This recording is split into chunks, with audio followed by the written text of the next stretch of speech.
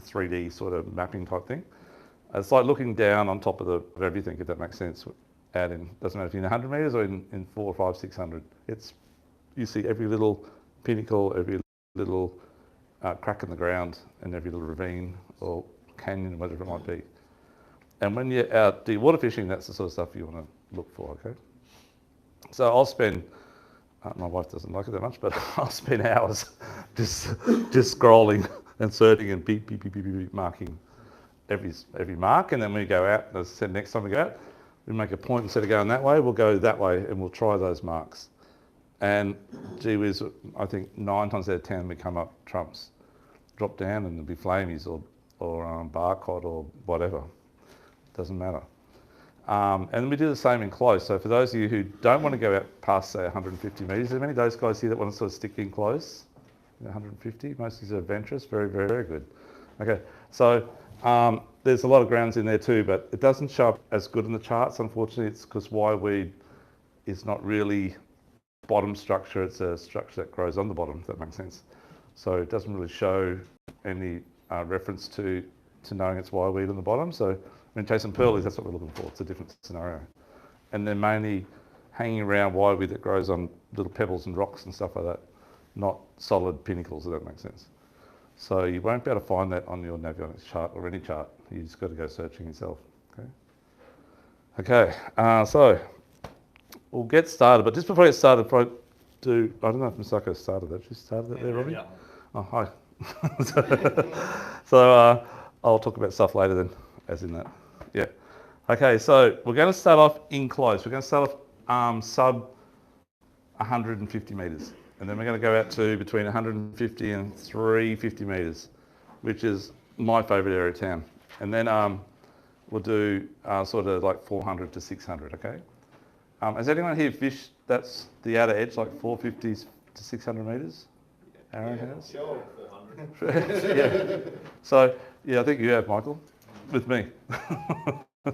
So, it's like the ultimate. So you're talking like bass groper, swordfish, yeah. And a lot of, you get barcod as well, but a lot of blue-eyed trevally.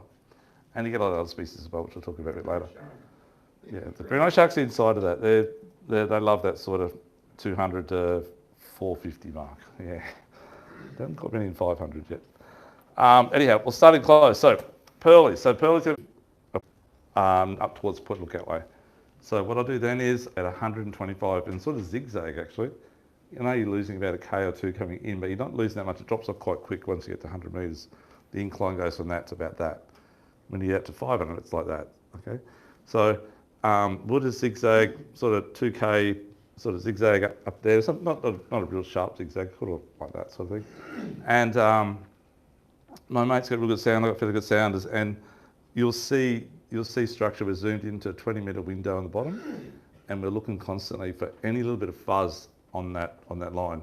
And when you're going along on a slight gradient like that, the bottom's a lot easier to read anything that comes up on it, Yweed or rocks or whatever it might be, because it's not like that. So it's quite hard to see little bumps on an angle going down if it's only small. So, but if you're going on a flat ground or semi-flat and not very 20 metres, it changes. It's easier to see.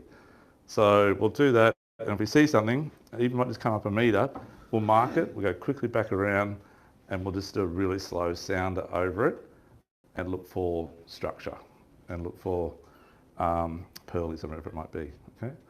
And generally the Yweed, once you've found that structure, you then go directly sort of north-south along it, and it'll be total flat on the sounder then, okay? It won't be like that, it'll be flat, and you'll see definitely the Yweed come up and you'll see the pearlies sitting above it or in it, okay? And then you work out obviously how far you can go along that drift, because obviously the drift's normally south, although at the moment it is running a bit north, and you'll keep going up along it until that peters out. If it peters out, I then may go a little bit west, a little bit north, and try and get a bit more of it if I can.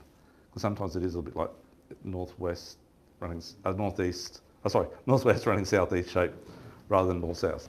So you've got to work out the shape of the reef.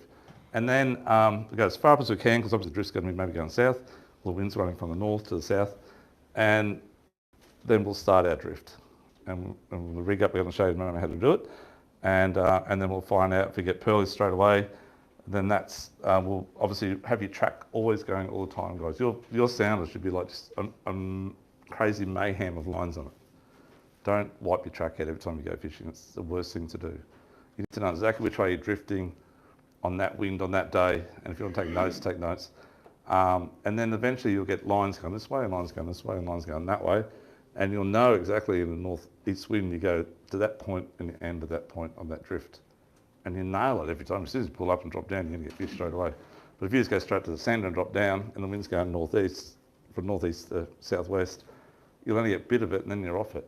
So you need to know how to fish it each time by keeping a record of your tracks. Okay? And you might want to change the colour of your tracks depending on the months of the year. Every 4 months, sometimes I'll change my colour. So I know it was in that period of the year that was there. Okay, and then you just catch your pearlies, simple as that.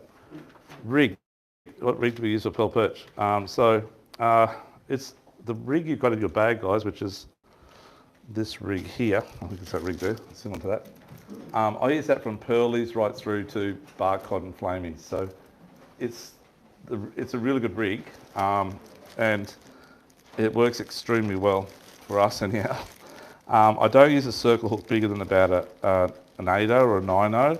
Pearlies have a big mouth, and the pearlies you catch out beyond 95 or 100 metres are generally, you don't get many 40s, they're mainly 48 to about 60 centimetres, which are quite good sized pearl perch. Quite deep, quite big, and the mouths are probably about that size. So they're not shy to take an 8-0 or a 9-0 circle hook. I only use circle hooks. I do use a gang hook on the top sometimes on my rig.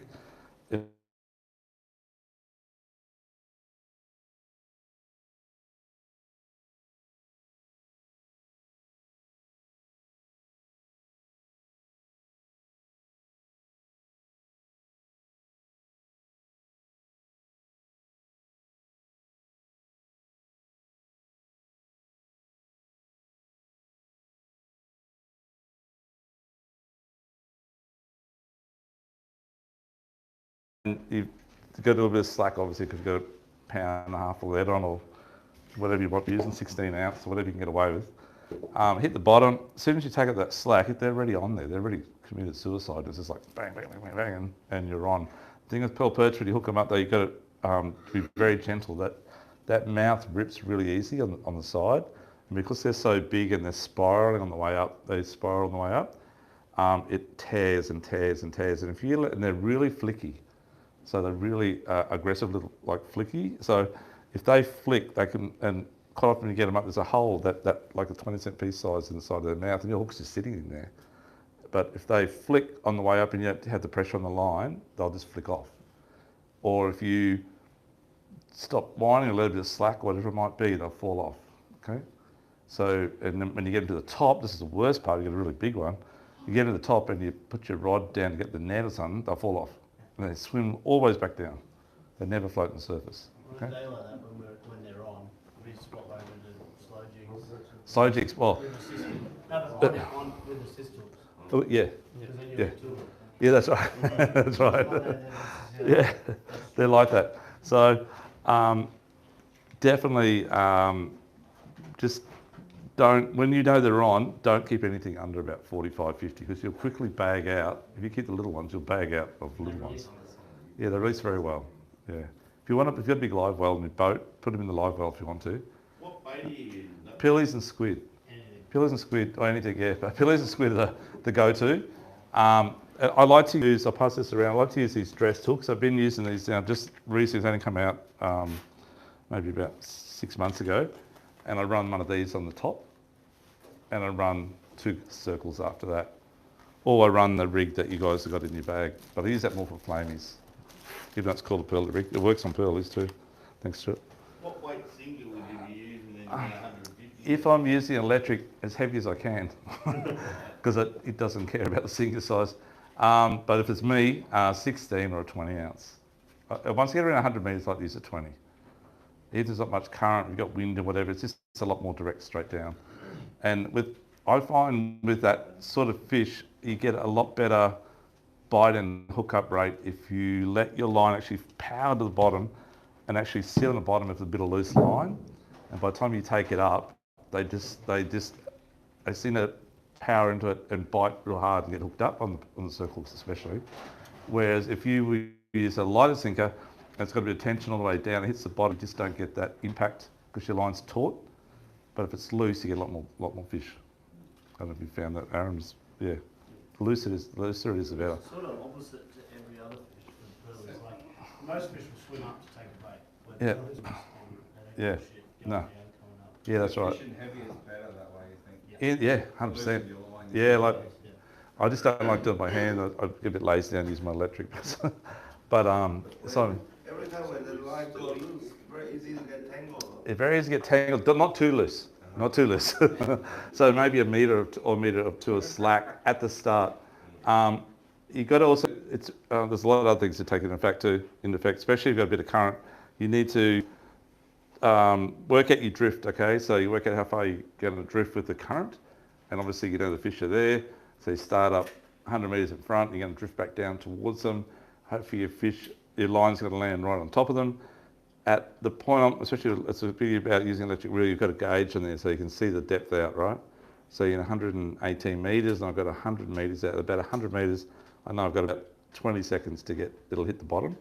At that point, and my line's already got a little bit out back of the boat because it's just we've been drifting for 40 seconds or a minute whilst we're going down.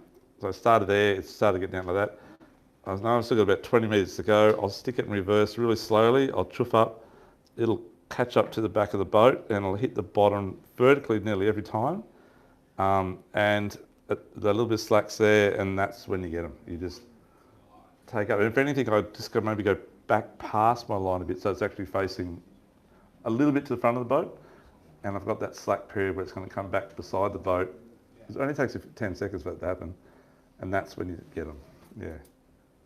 Just remember that, guys. That's in all fishing too, by the way. Okay, so the rigs, get that going around. 3-hook rig, keep your rigs around about, your droppers around about, if you want to make your own up, which we're going to talk about a bit later, at least 500 mil apart. So my rig's about 2 metres long. So I've got a decent swivel on the top, crane swivel. I usually use a 100-pound wind-on lead on the end of my electric or just my rod hand, by hand, sorry. And a snap swivel, and I snap through the top of the crane swivel. And then I come down only short for the first one, my droppers there. Make your droppers around about 25 centimetres long, 10 inches long. So you got a little bit of play. So the idea of a circle hook is especially is the main line needs to be reasonably taut, but the branch line needs to be fairly loose. If it's too short, the biting effect of the circle doesn't work as good. If it's a little bit longer, they munch on it and hook themselves up. Okay, and sinker on the bottom. That's about it. A lot of guys ask, do you run a long breakaway or whatever? When I fish it for pearlies, no, not too long. Probably about 1 metre maximum. So has anyone ever got caught in the wireweed? You get caught in the wireweed. So that's what they live around. They live around wireweed. They love it.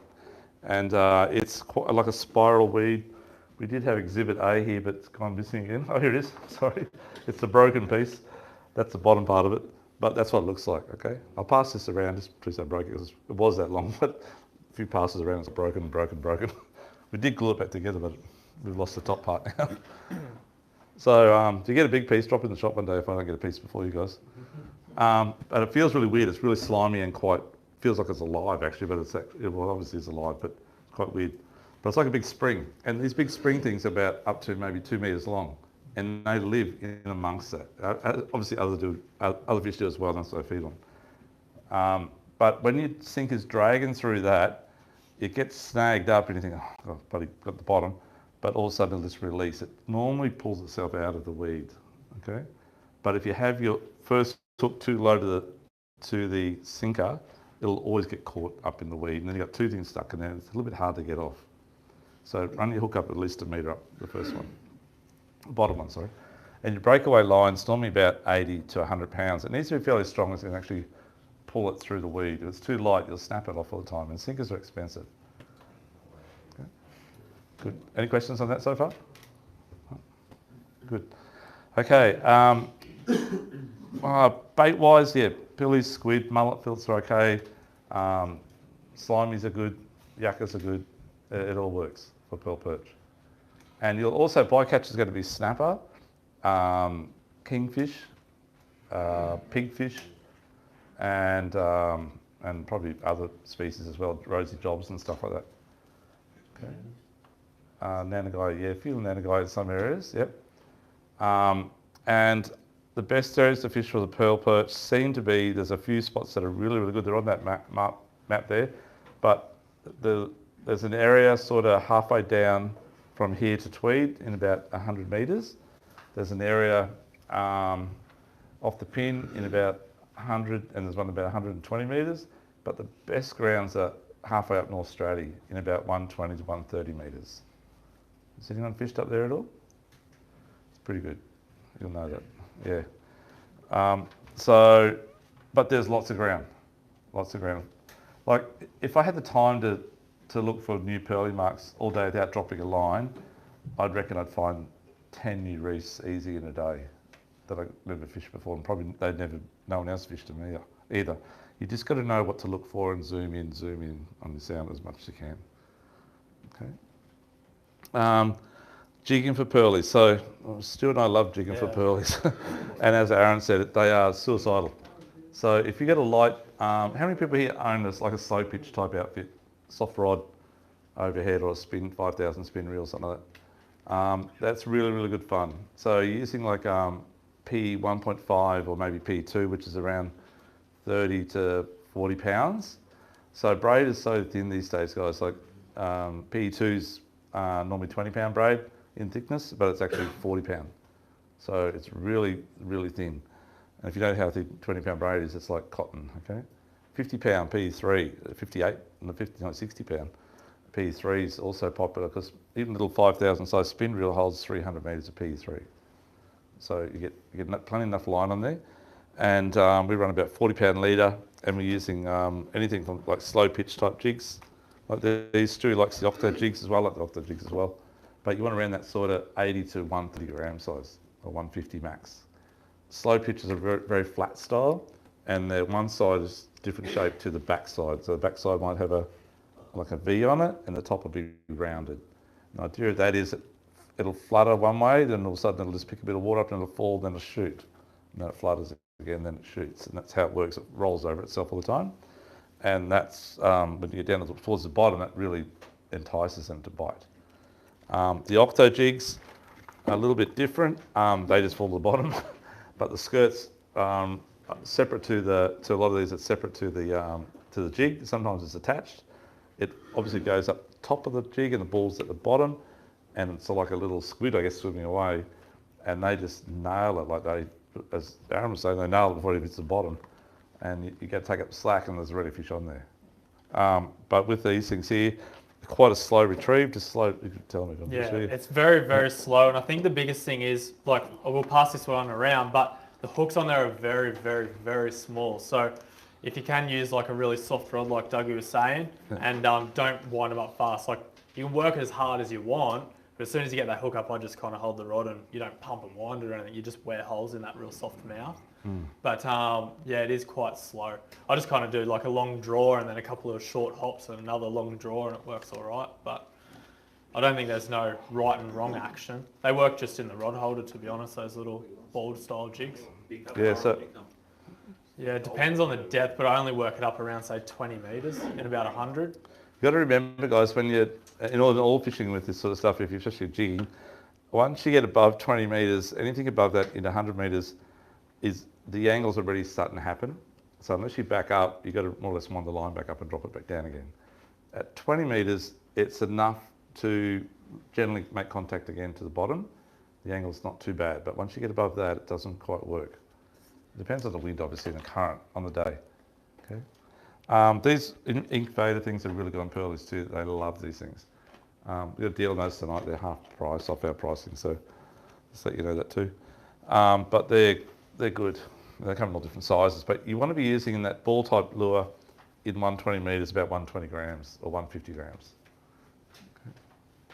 120, 115 and 120. Yeah, it depends on, like, as Dougie said before, line diameter, if you're going to jig, is very, very important. See, I only use PE1, so it's like 20 pound, and I'll fish that to 150 metres. But it allows me to fish a lot smaller jigs, so it's a lot easier on you. But, yeah, it's just less drag and everything. Yeah. Yep. We even put those incubators on the electrics. Oh, is that right? We run Yeah. 4,000 plays. Yep. And put three of their incubators on it, just on the side. Yeah, right, okay. And just put jig mode, Yeah. and that catches more fish than us numpties throwing jig. So, Yeah, most electric reels. There's nothing wrong with those incubators. Yeah. Yeah, we've been selling a lot of that size reel. That's a little 300 dial Brits. They're a new one out. They have a toggle jigs function switch on it. All electrics have a jig system on it, but this one actually you can work it up or down. It has a toggle on it. 104 just seems to listen. Yeah, they have. Yeah, that It just seems automatic. My one's in Japanese, but I can't read it, so I fail it. Yeah, okay. I won't work it out, but it works. Yeah, it works well. Yeah, no, they're very good. So it makes life easy. But any questions on the pearlies at all, folks? Everyone's good?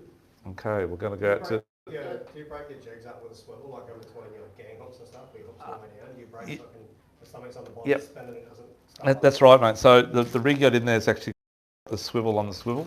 And I think you guys have got a packet of those in your bag as well to make up your own rig. So you've got a fair bit of stuff there to have a crack at doing your own rigs. You've got to buy a couple of other pieces. But so the main line is on the main swivel. Then the other swivel head spins around 360 around it. So it doesn't get caught up. The old style three ways, which is like swivel, swivel, and then the other swivel sort of join in the middle, they don't spin around and they're the ones that get tangled up all the time. So stay away from those. Yeah, under load, they don't turn. They just kind of jam up. Yeah.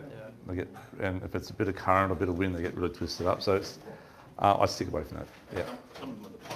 You're North Australia, 120 metres. How far off South Port? Oh, that's a good question.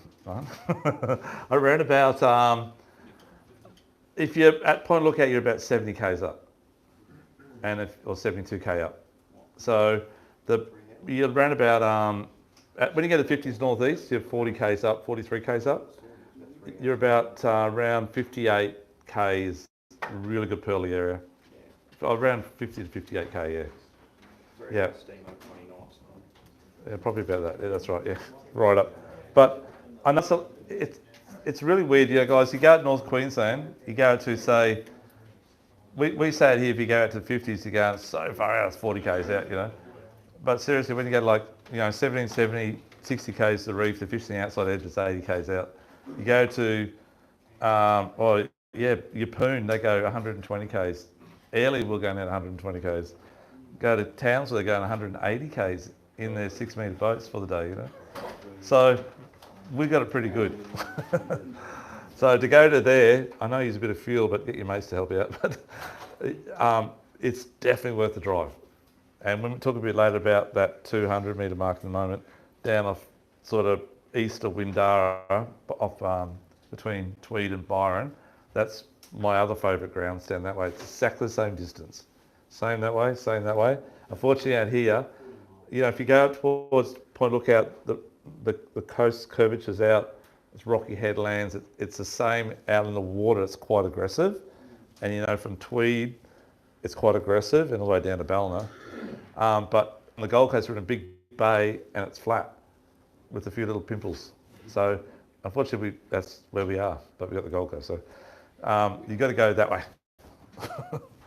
Yeah, we'll talk about that a bit later. Okay. So any other questions on pearlies?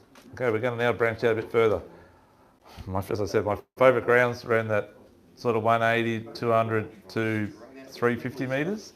And that area we're talking bar cod. We get bar cod in the pearly grounds too, don't get me wrong. They're only small. Get the odd big one, and we get the odd big one eat a pearly, but we don't normally get it up because we're not geared up for it at the time. But you get a lot of bar cod, obviously, in that 250 to 350 metre mark. That's their favourite area. You also get flame snapper. That's their favourite area. Now, only one guy on the Gold Coast used to catch flame snapper. His name is Russell Gage. And 20 years ago, maybe 2000, I think it was around about, he showed me some pictures of flamies. And he goes up the reef every year, does the marlin season. He drives a boat, about a 45-foot, 50-foot boat. And they get a lot of flame snapper off cans, as you know. And when he first showed me the pictures of flamies, I thought he told me he got them off the Gold Coast. I go, yeah, whatever. You get them off cans, I know that. And he goes, no, I'm getting off the Gold Coast. I said, no way. And he said, I am. And he goes, no one else knows about it, except for me. I found them he does a lot of deep dropping. He said, I found them by accident. And I said, whereabouts? He wouldn't tell me the marks, but he told me roughly the depth. So I had a starting point, and I know he likes fishing off Jumping Pin and further north, so another starting point. So we then went out looking for many, many, many years, maybe 8 years, trying to find flame snapper. All right, couldn't find them. I've been deep dropping since the late 90s, and out here. And then we were by accident fishing for pearlies, and we had spots we get bar cod all the time. Lots of bar cod. We get the odd kingy, the odd snapper, but we never get flame snapper. And then I had a pearly rig on my line, and so did my mate, and we were in about 280 metres deep. And I just said, I'm going to drop it down anyhow, because I just want to try it. So I dropped it down, and he dropped his down. I got to the bottom first, and my line, my rod just went bang over, and then it went pump and it snapped. And I thought, it's only light. I only used like 80-pound branch line, and it was just a bit too light. But we had little hooks on. And he did the same, and so I put another rig on. We both got lost again. The reason why we were getting busted off is because we actually got bar cod on, but we didn't know that they were flamies as well. So I said, I'm going to put some smaller hooks on a heavy rig. So quickly, we take crimping pliers with us, and we make up our own rigs if we have to out at sea. And I quickly make up a rig with just stronger leader, same hooks, stronger leader. Drop down, and straight away, bang, bang, bang, and then the hook up and didn't break this time, and I was the first one to bring it up. And when it came up red, I was just like, and I think you might even see the post on Facebook back about 2010 or something, what it was. And I couldn't believe it, we got flame snapper. I was like, and we've been fishing that reef for like 8 years, but the hook's always been like 15-0s or 13-0s. They've been too big, the gear's been too heavy. And they only got little mouths, they don't have a really big mouth. And then from that day on, and then maybe for 3 or 4 years we had it on our own. And then a couple of game boats were game fishing, and they got radars and they nailed us, and then the whole world knows now. So, but the thing is, for another 5 years, we thought they were only in that one spot, right? That's where we thought they were. And then that was probably about 2015 or 16. And then we now realise, and after that we went looking, just trying with little hooks, smaller hooks. And now we know I've got about at least 30 marks that I catch flame snappers at. So they're everywhere. They're everywhere up there. Everywhere. And they're between 230 to 380 is the deepest we've got them in. And the further out you go, the bigger they get. So now in 350 metres we've got a spot, and they're all over a metre. They're all over 10 kilos. Okay? But the further north you go, how many guys are here from Brisbane? Okay, and you guys how many fish out of South Passage? So you guys have got the best stomping ground. So that area where the wave buoy is out in 320 metres, which unfortunately for us is about a 72k run or something. But just north of that, that is the best flamey area, up to about in line with South Passage. We got some bit further south, but that was our second time. Yeah, well, that's where we fish. They were in Okay. 400 metres though. Yeah, that's right. They're good size. Yeah. Yeah, big ones. That's right. They're everywhere. They're all everywhere. You just got to go look for your own ground. So as I said before, we make a point of looking to try and find a new flame spot every time we go out, and we do. We find a spot every time. Probably only fish out there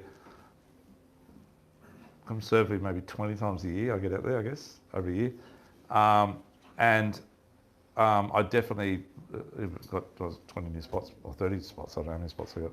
Look at my GPS, there's a lot. So I'm not going to show you my GPS, but there's a lot.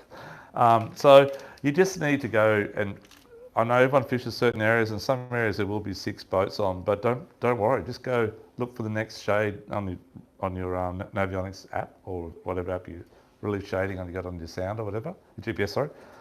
Go look at one of those little dark spots and just have a look. I bet you that you'll catch flame snapper there, but don't have too big a hook on.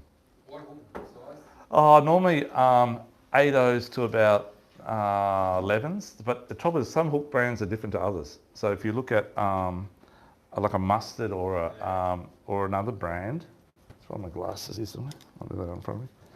Sorry. So that's about a true size. So you got some 7/0s in your bag, I think, 7/0s and 8/0s. That's the size I use. Yeah, and these hooks, the beauty of these hooks are, that's what we use them for many years, is they're strong enough to catch a 30 kilo bar cod on, or a 40 kilo bar cod, but they're perfect size for flamies.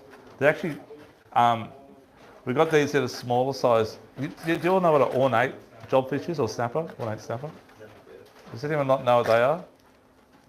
So they're a little orangey fish, white fish, look like a little cross between a long snapper and a rosy jobfish. And they grow around to about maybe 2 kilos is the biggest, but generally around a kilo size. They are the nicest eating fish out there. So I'm at the point now rigging up, these come in a 2/0. So I'm going to rig up 6 2/0s and just drop it at the bottom. And I don't know if there's a bag limit on them. I'm still trying to work that out. There is? There is there? Oh, yeah, I don't know. I'll send it to you. Sorry? I'll send it to you. Yeah, there is. Is it 5? I can't remember off the top of my Yeah, head. yeah. I'll send it to you. Make sure the kids. What size though? Yeah, 30, I think it is. Is it 38 on those, is it? Ornate jobfish, yeah, that's right. Yeah, okay.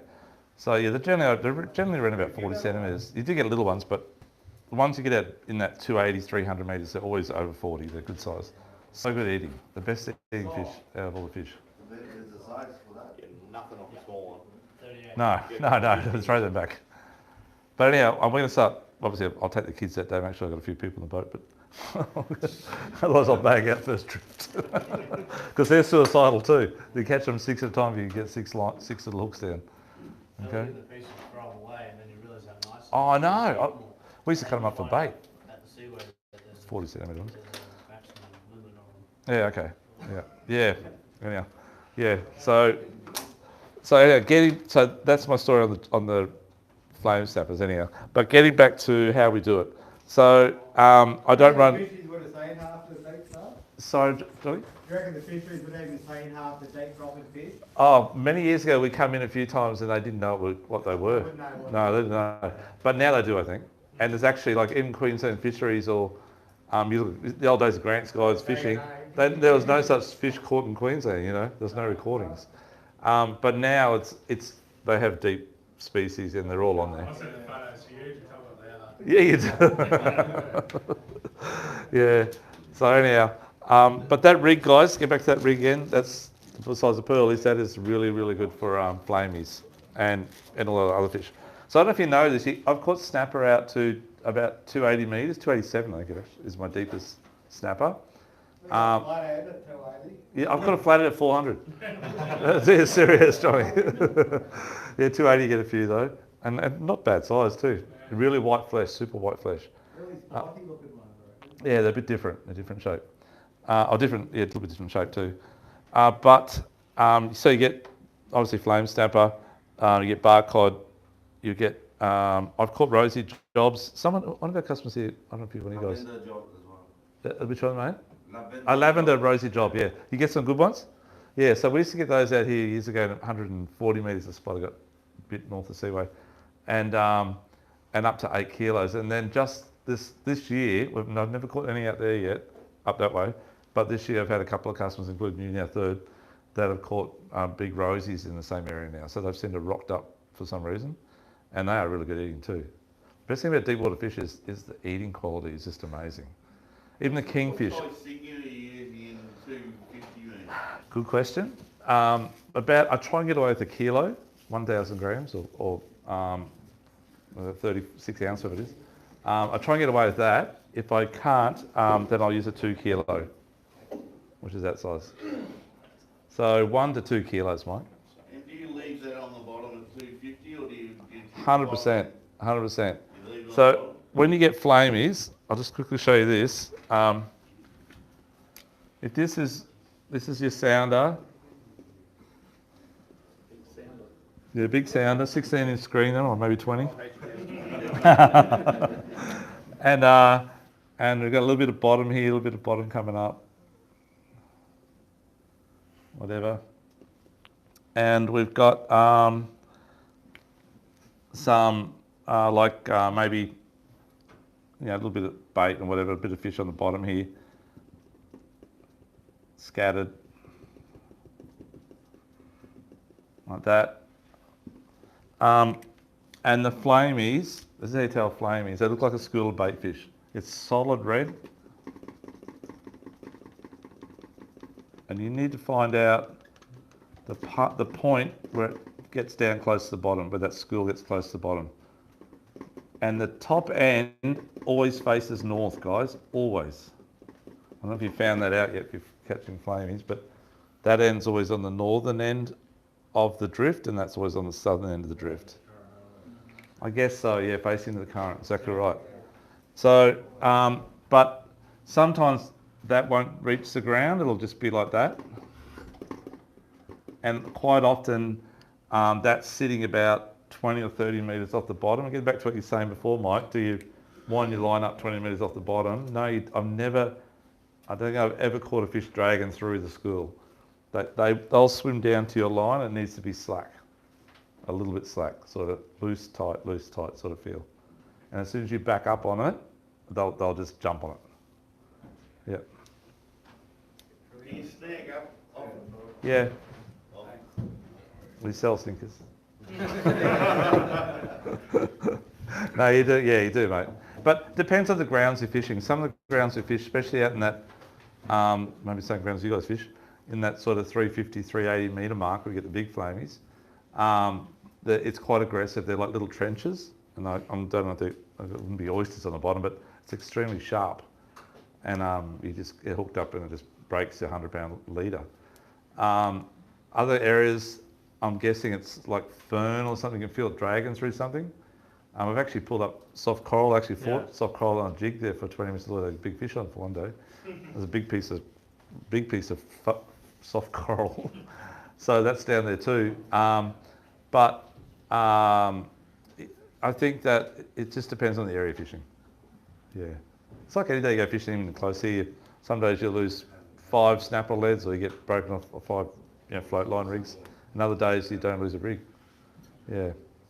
You're letting line out as well occasionally? All the time. Yeah. I tend to back up more than I let line out. Does that make sense? So rather than letting out, because it gets to that point like before, like I said, if you wind up too far, it has too much angle on it. And same, if you keep letting line out, it gets to the point where you hardly ever get a fish that's way out the back.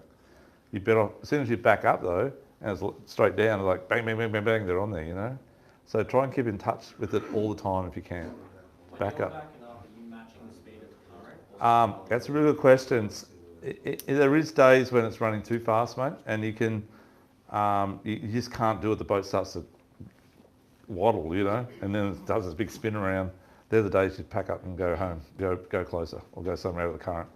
The trouble is the current, and like there's current charts, and like I looked again, at the moment there's a northerly current on the current charts. It's running north again, same as it was 2 weeks ago. And it's been, I've never seen, I keep saying this all the time, but it keeps going longer. I've never seen months of northerly current on the Gold Coast in my whole life, you know. And this year it's been running north nearly the whole year, which is really weird. And fish normally don't like northerly currents, but they're getting used to it. I think they're hungry. They're sick of waiting for it to go south. They go, I'm going to eat stuff. So it's like that at the moment. So I'd be focusing on understanding the current. If it's over about 2 knots in 200 metres is fishable, but it's quite hard. Anything over that, you just can't fish it. In 100 metres, you can probably fish up about 2.8, but it's quite fast. And in 300 or 400 metres, if it's over 2 knots, it's just really, really hard. Yeah. So at the moment, it's running at about 0.4 or 0.6 of a knot to the north when I saw it yesterday. But it only goes ahead a few days. It doesn't show me Sunday yet or Saturday. That was yesterday. Have you got an app or a specific site? Yeah, so like if you want to spend the money, you go Rip Charts, that's the best because it actually shows you the bottom details and you can see exactly where you are. But I think it's a couple $100 a year. Yeah. Yeah, $140 or $160. I'll ask I'll make my den upstairs. Aaron, he knows. But I just go to bomb, and there's actually really good charts on there, and you can see 5 days in advance. Yeah, that's really good. And now that deep, you're using the same bait? You're still using No, I'm going to tell you about that in a sec. Yeah, I sort of am, but not really. No. But so with the currents, please remember, it goes in reverse. So for every, I just have a formula, a like rough formula, but if you're in 100 meters, it's like 3 knots is okay, and if you're in 200 meters, I think 2 knots is okay. If you're in 300 meters, 1 knot's okay, and if you're over in 400, 500 meters and it's over a knot, it's still hard to fish. You can fish it, but it's quite hard. You want like half a knot or no wind. And if you've got electric outboards and you spot lock, like my brother, when I go fishing him, he likes to spot lock out in 300 metres deep or 400 metres deep. It's only good if you've got less than a knot of current, because your line, even with that size sinker on, it just goes out the back of the boat like that. And the boat's really struggling in that current. It's a different current to say fishing the jumping pin bar or the seaway. It's a different current. Aaron, Yep. sorry, mate, how much is rip charts a year, mate? Do you know? 200? Okay, around $200. Yeah, okay. Yeah, 240 maybe? yeah, okay. So maybe get a few of your mates together and chip in or something, but you only need one. It's unlimited logins, I think. Or, no, it might be 5 logins. Oh, 5 different people can log into it? Oh, that's good though, I yeah. think so. Yeah, so rip chart's good. Thanks, mate. Starting your pearly spot, like you said earlier. Yep. And the current's like Yeah. a couple knots. Yep. Do you take the risk and go further? 100%. Hang on a second.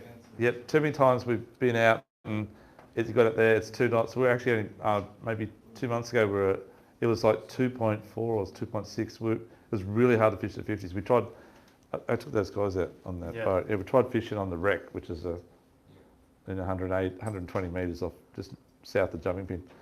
And it's only as big as this shot, so it's really small. And we was doing 2.6 knots, and I was calculating going up into it. But I was driving the boat, the guys are fishing, and they couldn't get it right. And before we knew it, we were off it, and 300 metres past it. And I thought, and I said, mate, we've got to go deep water, we've got to go deep water. And he goes, but the current would be too hard there. And I said, there's a chance we've got to take. So we steamed up another 30 k's north, got there, it was like 0.8, and the fish were on. It's not always the same. 9 times out of 10, it's not the same. It's not like a full-on just northerly current going south. Yeah, yeah. We get a lot of eddies here because of the bay effect. Yeah. And it's the same in close. Sometimes it's ripping in close and you go to 36s and it's like a knot, even though it's only 20 k's apart. Yeah.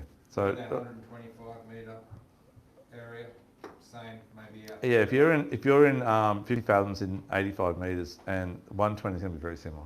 Okay. You've got to go sort of like away, Yeah. 20 k's maybe. Yeah, yeah. Okay, any questions that so far? Okay, bait-wise, still ask about bait. On those 3 circle hooks I'm using, and sometimes I use a gang hook, but not very often in that depth of water. But if I did, I'd use probably a bigger one like these, because I get a cod on. These dress hooks are really good, guys. Is that a 9er or 11er, that one, Graham? 11. There's a 9 here, I think. That's a 9, right? I'd use about a 9er or 11er. They're like a live bait type hook. But I love to use mullet fillets, and I don't think anyone here would probably disagree that mullet's the best bait. Sorry? Mullet, okay, mullet. Mullets is by far the best. And I cut it into exactly like this. I'll show you. Not just chunks. No, not just chunks. There is an art to cutting your mullet up, believe it or not. So, this is your mullet fillet, roughly speaking. And the rib cage is sort of here in the mullet. So I'll cut it about 2 fingers in width, okay? And I'll cut like 1, 2, 3, 4, and maybe 5 if it's a big mullet. And then the last part here, I cut that way. So I get about 5 to 7 baits, depending on the size of the mullet, fillet, off a mullet. And then I'll put the hook through, this is the secret, let's just show you this. I was taught by a pro that if you're fishing a cod country like bar cod, whatever, if you catch a bar cod, as much as it's it's very, very tantalising to straight away push the button and wind it up or wind it by hand with the way you're doing it. Don't. Try and hold it there because they spew up their guts. And then old mate comes across and he gets hooked up on your line, so he's each a second bait. And that's how you get 2 cod at once. And we've done that now many times. We've got 3 cod at once. Okay? But sometimes that first cod can fall off. Just to let you know that. Because we've had that happen too. But so what you do, so then we thought, well, how can we make this work better? So we now put I cut a pilchard in half and I put the eye of the circle hook through the eye of the pilchard. So it's just hanging there, right? But it's quite hard to pull it, to break that eye socket, generally speaking. And then I just put the hook only through once through the mullet, just through about here, and it hangs out. Does that make sense? So on that little hook, it's only a small hook. So I've actually got, if it's reversed the other way, and that's the eye just sticking out there, and this is the shaft here, I've got the pilchard head sitting here sort of thing. Oh, it's through the eye there. So the pilchard head's on first and the mullet's just hooked through the top part. So you don't want a big flap folded over on the top. You want to keep the hook up within about half an inch or maybe 2 centimetres of the top of the piece. That's about that long. That long. Is that all right? Just try it. See you go. You can put squid on there too. The other 2 hooks, you just cut the top and leave it at gangs. Oh no, I've got bait on every one, but the same scenario, mate. So like on these. Oh, those ones there, no, that one they'll put a strip of mullet on. Yeah. Your hook Or through a them. slimy mackerel or whatever, old yakkers, whatever. Yeah. Fillet of slimy, big slimy. Very good. Yeah, they don't miss, especially on flamies. Yeah. Yeah. So, yeah, give that a go. Sinker wise, I said before, they're exactly like pearlies. The heavier the better. Okay? So big heavy sinker. Don't try and think, oh, I'll fish lighter. Remember, if you're using electrics, they don't know about the weight of the sinker. You do if you wind by hand, but they don't care. So just put big sinker on. Yeah, it works a lot better. The line's a lot more in contact with the bottom. It just works heaps better for catching fish. So if I like I said, I like using a kilo. Especially I've got a light outfit. I'll show you this through the plays one there, mate. Is it there? Sorry. Oh, this one here. Sorry. Sorry. Mate. So I'm just trying this lighter right out, but it's a little bit too light, I think. But this is a Plays 4000, which I think someone mentioned about before, Aaron talked about. That holds 600 metres at 80-pound braid, which is enough to fish. I fish this out even 400 metres. And I only use 80-pound braid even on my bigger reel. But the rod's very soft. So when I've got 2 kilos on it, it's actually like about there. It's quite bent over. 1 kilo is probably about there, but I see every little bite, okay? But when I get a fish on it, it really struggles, but it works well. But when I'm fishing for pearlies, it's fantastic. I see everything. But what I'm getting at is when I'm fishing that sort of 2 kilo weight on a rod like this, it needs to be a little bit stronger. It needs to go up to if you all know what a tag and deep drop rod's like, or any of those sort of rods, it's just that next level. It's just that little bit stiffer. So 2 kilos, like about that. That's all it is. 1's about there. And you still see all the bites, you see everything. Okay. So it depends on the size of the sinker to your gear, but try and get yourself something like this. Is still light enough to see pearlies as well. So I would suggest going a little bit heavier rod than a lighter rod, but not too heavy.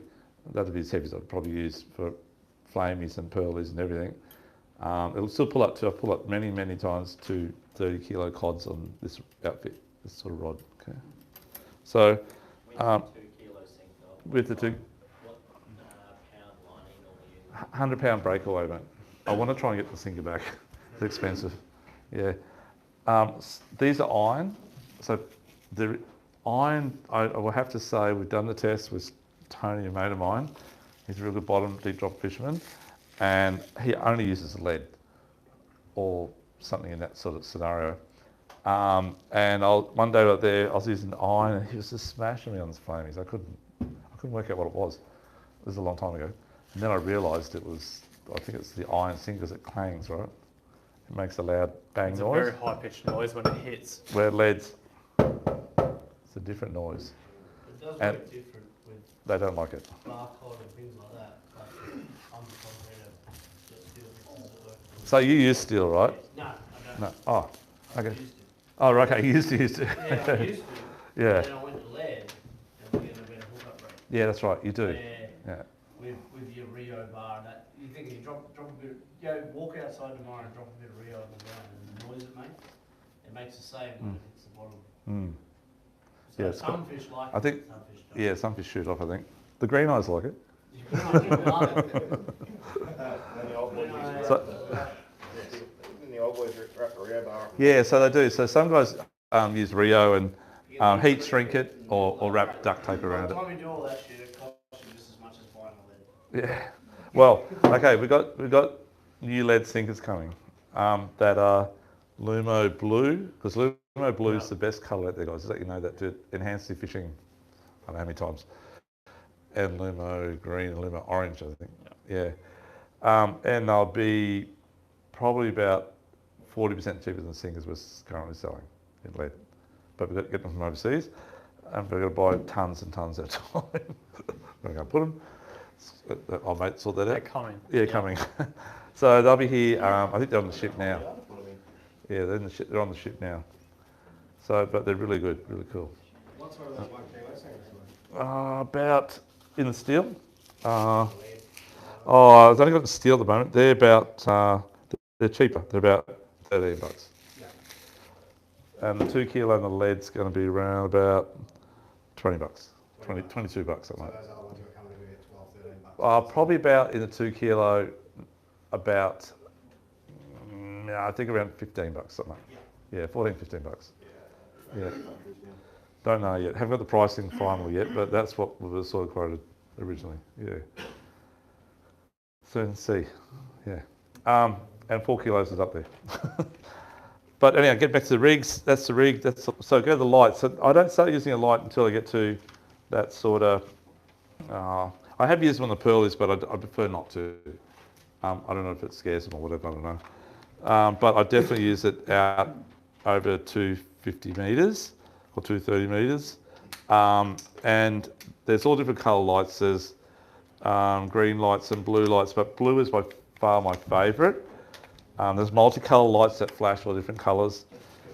Has anyone not seen the light, how bright they are? So, Aaron, do you mind just to switch off for a sec there, mate? And do you mind just to switch that one there off, please, Matt? Robbie? So they're water activated. There's 2 little pins on there that activates it. There's a little switch on there. So I think it's on that. That's on the lead. Maybe down towards Tanya's foot. Right behind your foot there. That's it. Yeah. Thank you. Good work. Okay. Still light them. That's all right. So they're water activated. So I'll just wet my finger. All right, here we go. You want the light back on? There we go, Stewie. Oh my gosh. Get it going or two. It might be a worn out one. This one, because this is a brand new one, this one. Okay, we'll give this one a crack. I'll get you to turn that light switch on. You want to get it going first? It'll go. The brand, it's out of the packet, brand new.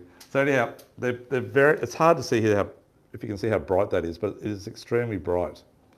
You can all see that all right? And a lot of them have different sequences on them as well.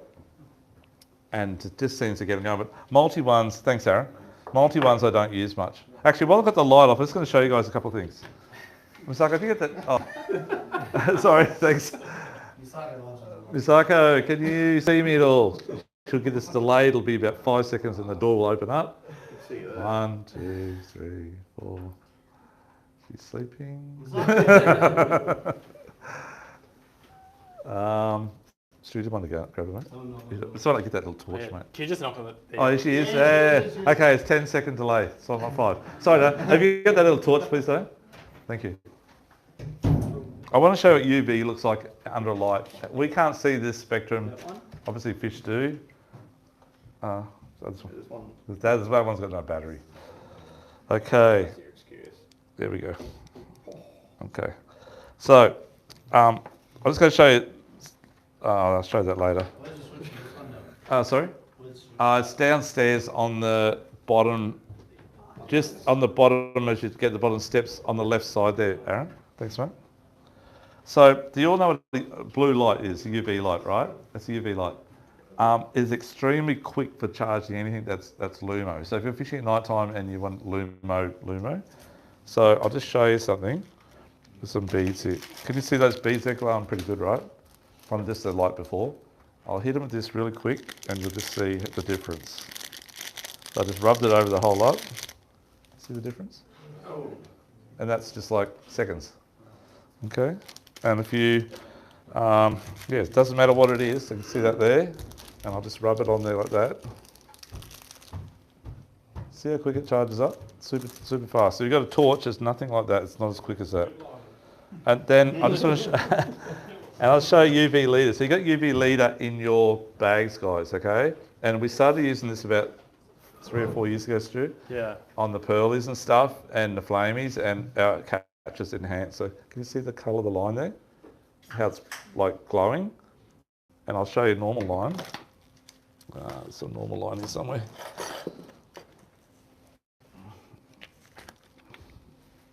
Need to get to it. Like that's the UV one. See how that stands out heaps more? So we kind of just stumbled across it, but and then that's just the standard line. You see the difference? So it's really enhances everything actually. And a lot of stuff has UV on it. Like you look at a lure like that, it's got glow bars on it, of course. But can you see the orange UV? How it affects it? And it's something that really gets fish going. I don't know what it is, but I don't know. They don't talk to the fish, obviously, but they like it. Yeah, it was maybe. You can see those little spots on there, right? So fish can see Teach them how to take care Fish of it. see that, supposedly. I don't know who asked the fish, but yeah, they do. They do. It's different, and like this is one we normally use our pearly rigs, but we've just got none left. We've got a couple of packets left in there. These little, you can't see it in the back. I'm sorry, guys, but they're a little white skirt, but they glow blue, and these are the killer for pearl perch. There's nothing comes near it, eh?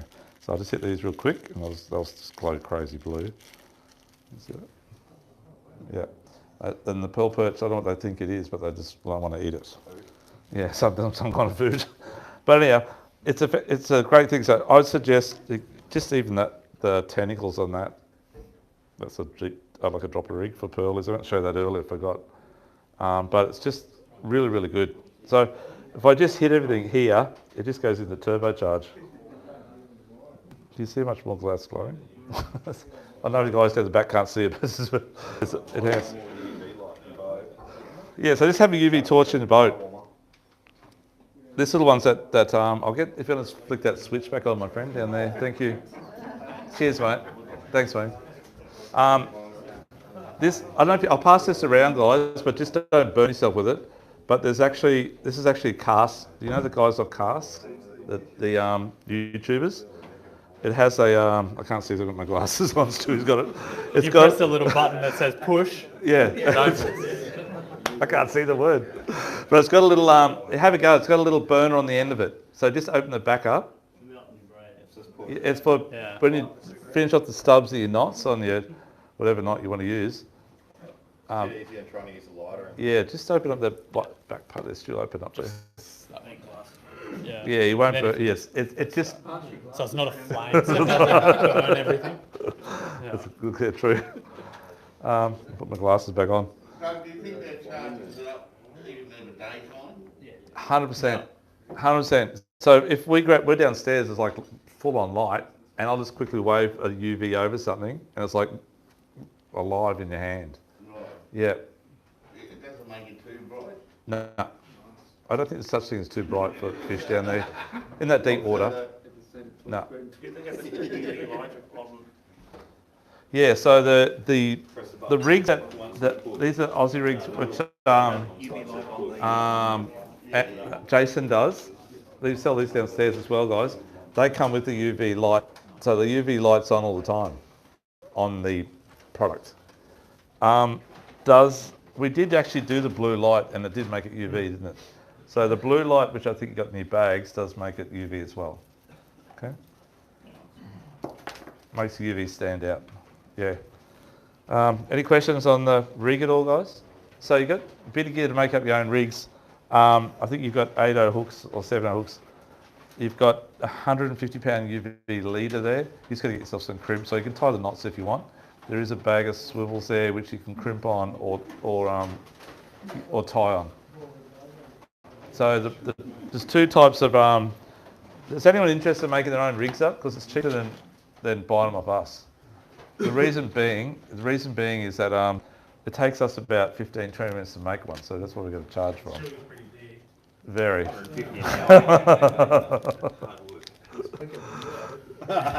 We can see. You get quick after a little bit. If only you could pull fishing like me, but anyhow. That's another one. So if you want to make your own rigs and you want to make it nice and easy, we'll pass these around. But these are like the cheap way. So you just cut your main so it's all one piece, and then you just crimp it wherever you want it. You just close it. Probably halves your time. Yeah. Yeah. So there's two ways to do it. That's one way, and the other way, we sell half and half. We sell them both the same. Some of you guys might have that type, some might have that type in your bag. That's the other way. So this one you crimp on either end. No, that's just a standard one. Oh, is it? Oh. So the thing is with those pipe swivels going around, the hole might be I grabbed the wrong one off the wall. Just put another bit of leader in with it, so when you crimp it, it doesn't bruise your main. It's really important you listen to this, guys. That part. Yeah. So the hole in the pipe swivel is just say it's 2 mil, and the leader that you're using say 1 or 1.5.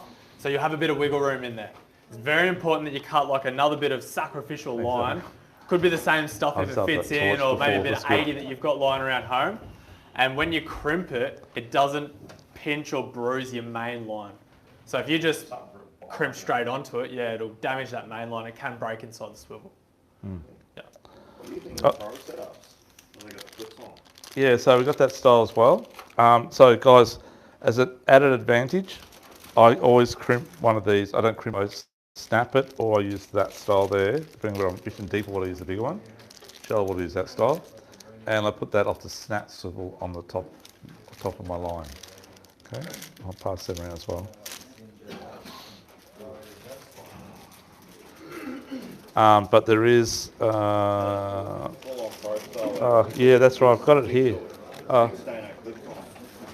Is that the one? Not that one. Yeah, it's similar. No, I had it here. I think I left it there. I left it downstairs. No, there it's downstairs. Okay.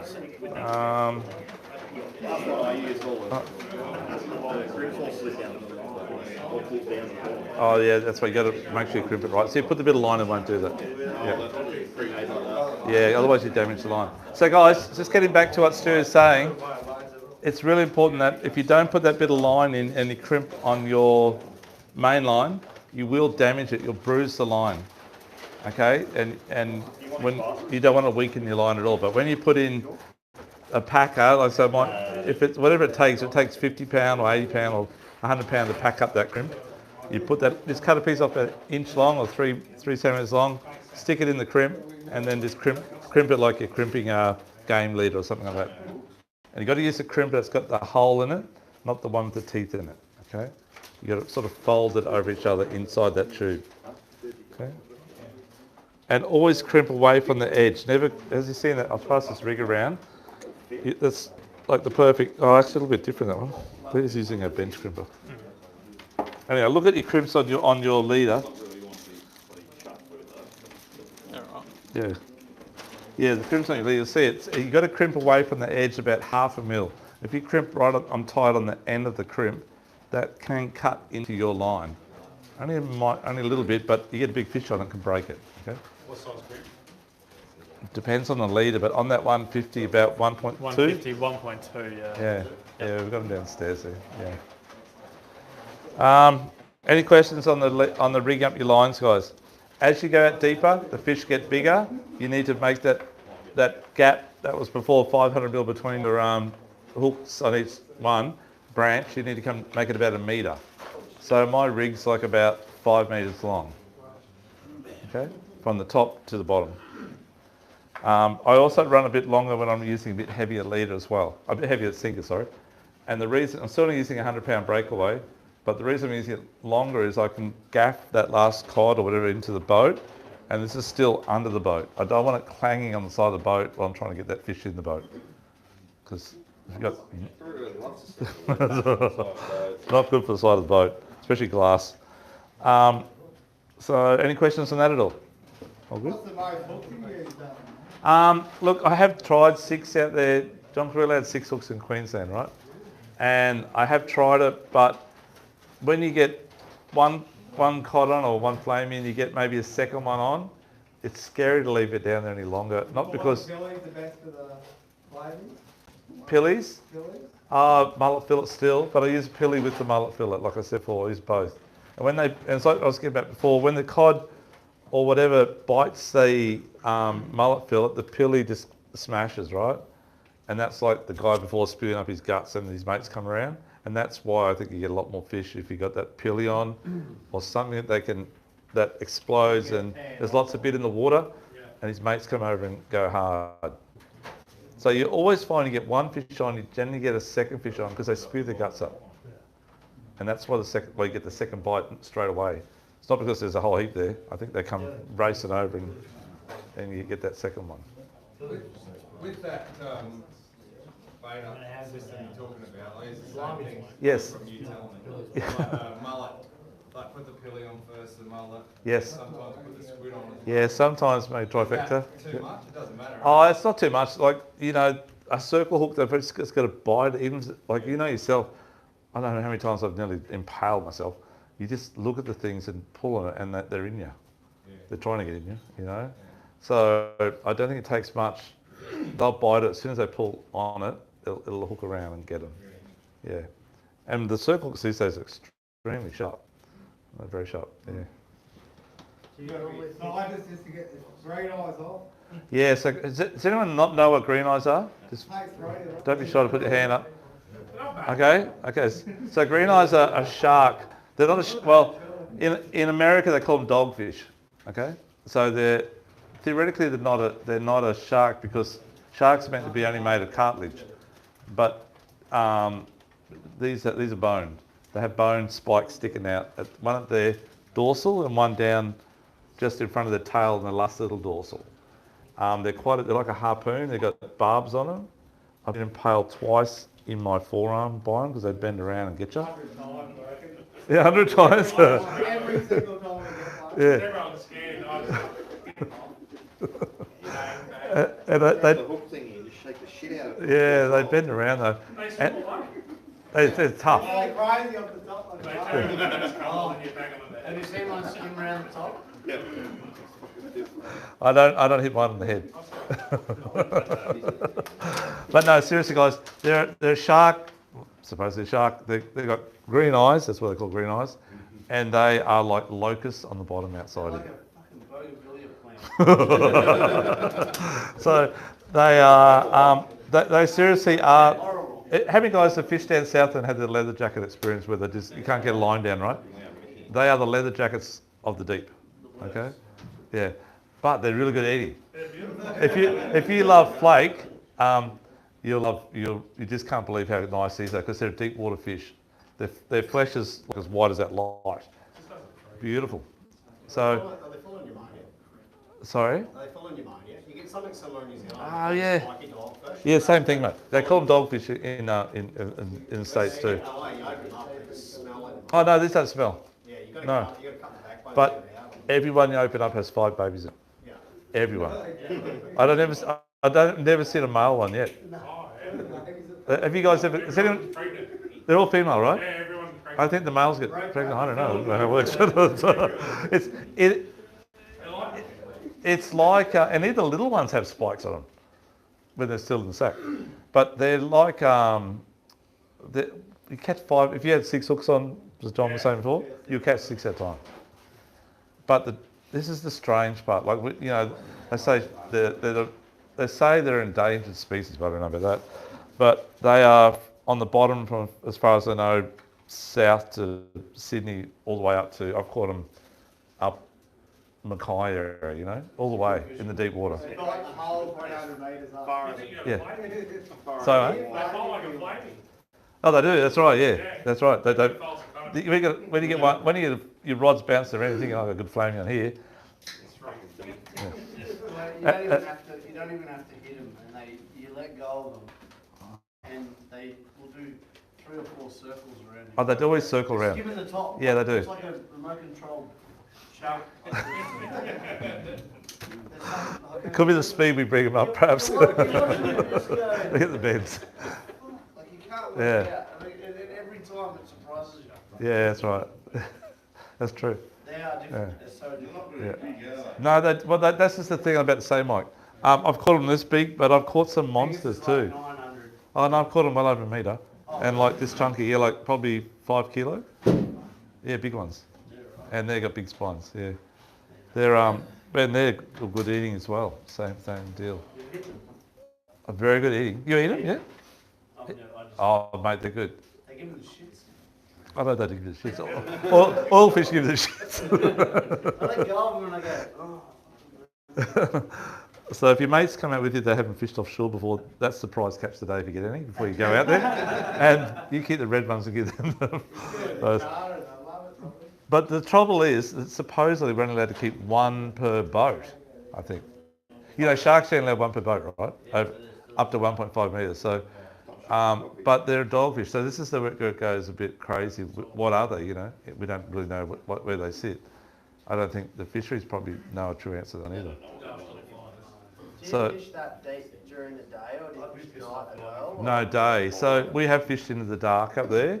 You know, it's just my dad back in the 70s out here in the dark, and we always get a lot of fish. But in maybe the early 90s, I don't know what happened, but the night fishing become bad, quiet. Go to North Queensland, it's good. Tried a couple of times and we come to the North Yeah. where you smash it and we Yeah. tried out here. No, nothing, right? Yeah. So it changed about 20, 30 years ago. They just stopped biting at night. Everything, snapper, enclosed. You get a few trag and stuff. But the deep water fishing, we used to, you know, I fished with a pro back in late 80s, early 90s. I used to line fish out here. And we only used to go night time. We used to go night time, go in the afternoon, and come back in the morning before the boats come out, you know, and catch 300 kilos of snapper or whatever by line, by hand. But now you get there, we get nothing. We're wasting our time. We've caught flamies up till dark, but I've never caught them after dark. I don't know why. Let's go up the bite. Yeah, it's different up north. Sorry? It's amazing they know the difference. It's so No, I don't know. That's right. It was so dark down there. I don't know if you've seen. Have anyone seen the Squid Treks video where it's going down the depths and how the UV changes? And then once you get to about 300, is it meters? I think it is, or feet. I can't remember what it is. Feet is it? Around 100, 120 meters, it just goes black, and that's the way it is, I guess, out here too. You know, yeah. So I guess it's black all the time, but I think they definitely know about moon and where the moon is, but I think darkness doesn't really make much difference. But for some reason they just don't bite at night. Maybe they're scared of the sharks and they're hiding, something like that. I don't know. I'd like to know. That's right, but that's right. Maybe swordfish if you're lucky, but the thing is that you'll also see out there too, guys. If you're looking at, sorry, one more thing on the board here. So we have like a go back to the sounder again, 16 inch, 20 inch, whatever it is, and that's the bottom here. And we're just looking at top to bottom, say in say 350 meters. And during the day, you'll have like this fuzzy stuff always on the screen like this, which is like we call a scatter layer. So Aaron, is it mainly like shrimp and bits of everything? Squid? Yeah, I don't really know what it is, but it's out there. But at night time, that comes up to here and that disappears. So it rises up higher. But some days if you get that scatter layer down low down here, That's the days you really catch a lot of fish. I've only ever seen it a few times, not very often. So has anyone ever experienced scatter layer right down near the bottom? Very rare. Very rare, I know. 10% of Yeah, depth. that's right. But we've had So it, it is happy with that. yeah, lots of fish. So if you ever get that situation, know your bag limit because you'll catch it. But just to sort of show you that. Okay, so we're now jigging in this area. So any questions on the bottom fishing side of that, guys? You need to know your drift pattern. So if you've got one knot of current running to the south, you need to do it, always get there. I'd maybe do a sounder up over the mark from the southern end, because it's always on going north most of the time, all the way up into the current, and then I'll go past it, and then I'll stop, and I'll just actually go away from it a bit, because I've already worked out where the fish are. I've marked it on the screen, and I've already got marks on there, got my track, and I know, okay, that mark's got holding fish, that mark's holding fish, the whole main school's over this, a little bit more that area, and I'll then go off it, and then I'll pull the neutral, and I'll get all the gear ready. I'll bait the lines up, cut up all the bait, everything's ready to go. I look back, we've been drifting for 10 minutes, I'm going, oh, hang on, I'm drifting north against the wind, or whichever it might be. Sometimes that happens, guys.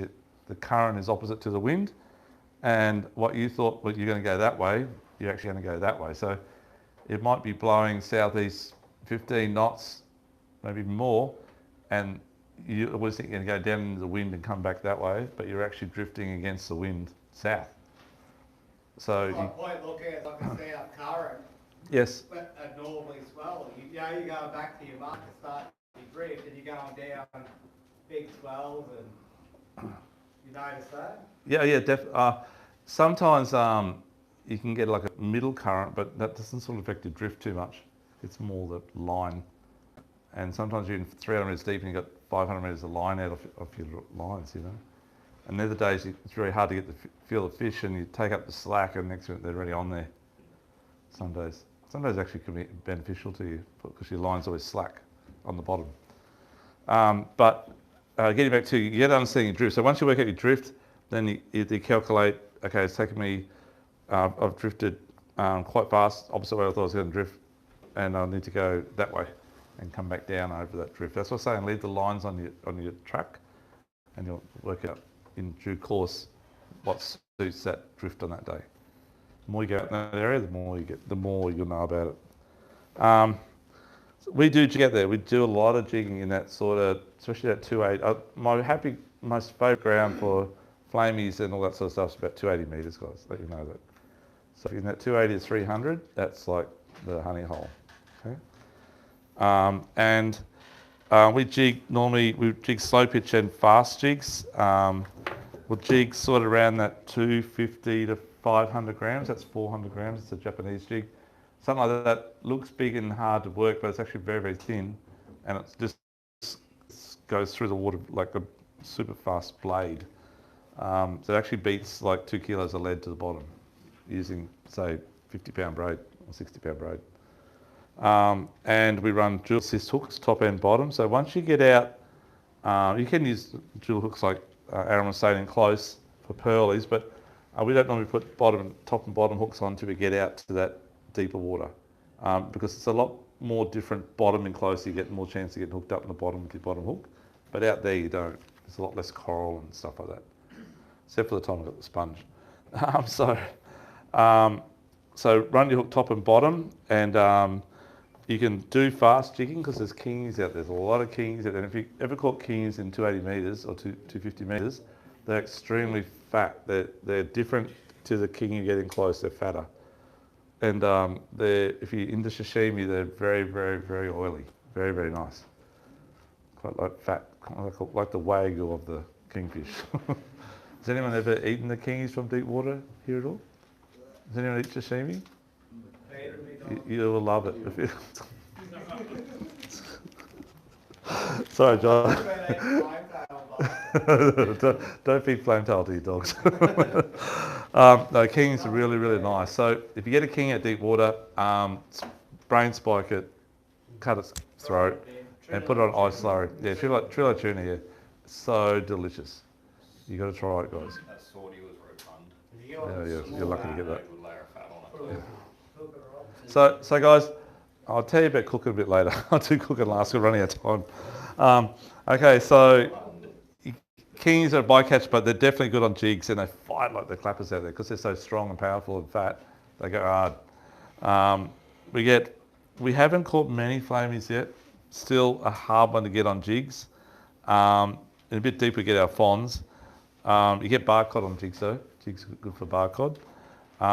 And you get other stuff. You get like dannies and other type fish as well. Okay. Even ornates take jigs. They're as long as a jig. Yeah. So anyhow, the jigs are good. But again, slow pitch style. So how far are we? 280 metres? Okay, this is. I just got to quickly show you this too because you need to learn this too. People say, okay, it's 40 k's out to 100 metres, and you're going out to 300 metres. It must be like 120 k's. Doesn't how it work. It doesn't work that way. So, I'm sorry for the guys behind me. That's point lookout. That's jumping pin bar. That's South Stratty. Seaways here. Burley heads. And that's Tweed is there, okay? We're in this big bay here. And the 100 metre line is sort of like that. So if you're down at Tweed, it's only like about, not even 20 k, I think about 20 k's at 100 metres. And if you're off lookout, it's even closer, it's about 17 k's something.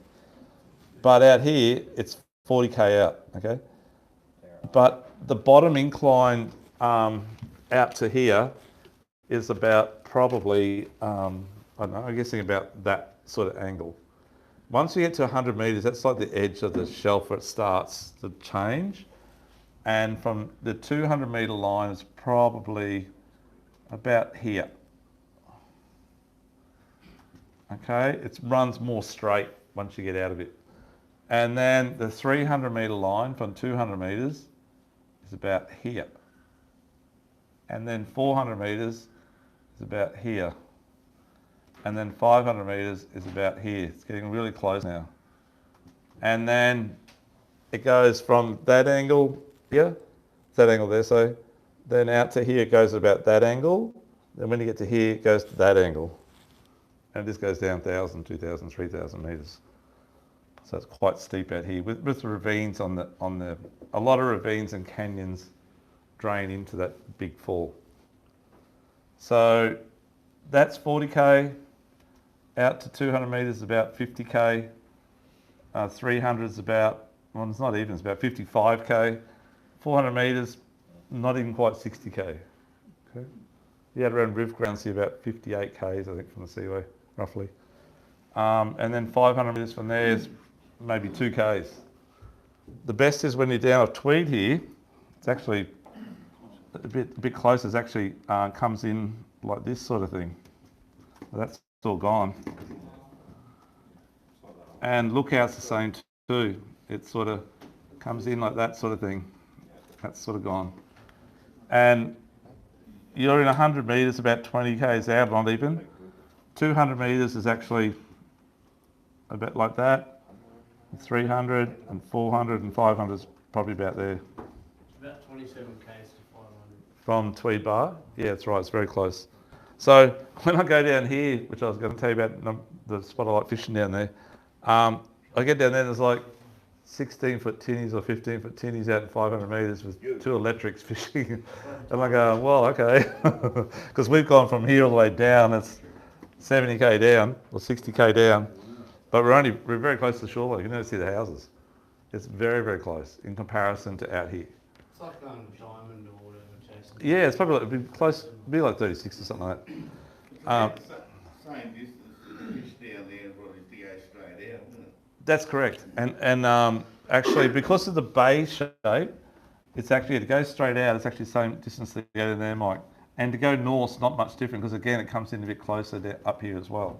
It's just, as I said before, at the front here, it's a flat barren with a couple of pinnacles. But if you have ever looked at your Navionics app, and for those who don't have it, if you're suggesting you get it, you'll see we have 3 boulders out here. We have Riviera grounds, and we have, that's pretty well, a bit north of Seaway, but not much north. And then we have Jim's Mountain, which is in line with that, but a bit further north. And we have, what do you call the one just south of Riviera Grounds? Some people call it King, because some people call it. Yeah. It's like, so what they're like 3 boulders that have come from outer space and landed on the, I reckon they're boulders. They're not part of the natural terrain. They're just, and they're unearthed around the boulder, so they're just a boulder, like there's rocks sitting on the bottom. And they're unearthed and scathed around the front side. Obviously the current's always running from the north normally. And the scathing's about maybe 80 to 100 metres deep around it. And the rocks are about probably maybe 800 metres to a K big, roughly speaking, long, by 400 metres wide, say. So they're quite big. And they come up about 100 metres odd. So has anyone seen that in the sounder, Eddie? Yeah. There's one on Point Lookout as well. Yeah, is it? Okay. Comes up to 300 metres. Oh, okay. Mixed mountain, like not being back. You Mixed Mountain, did you? So Mixed Mountain's the next one out further. That comes from about 1100 up to about 800 on top. So 300 metre boulder. It's a big boulder too. Same scenario. And and I'm not looking along the whole coastline. Trust me, I've gone all the way down the coastline, from Cairns down to wherever. We are the only place that has 3 boulders sitting like that off the coastline. All the rest is natural terrain. So they've got to be meteorites. The rest come islands. Or maybe that too. Yeah. Like all the way up the coast. Yeah. Where they are is very similar to what a lot of islands are. Yeah. Anyhow, whatever they are. But sorry, mate. East. Yeah. East and north. That's right. So, but this ground down here. So this is say 300 metres up here that we fish a lot. But down off Tweed, I don't know, they're called the boulders or something down there as well. But in that 200, 220, is anyone fish down there at all? It's about probably 15k south of Tweed. No hands. Do you fish? Yeah. It's a really good area.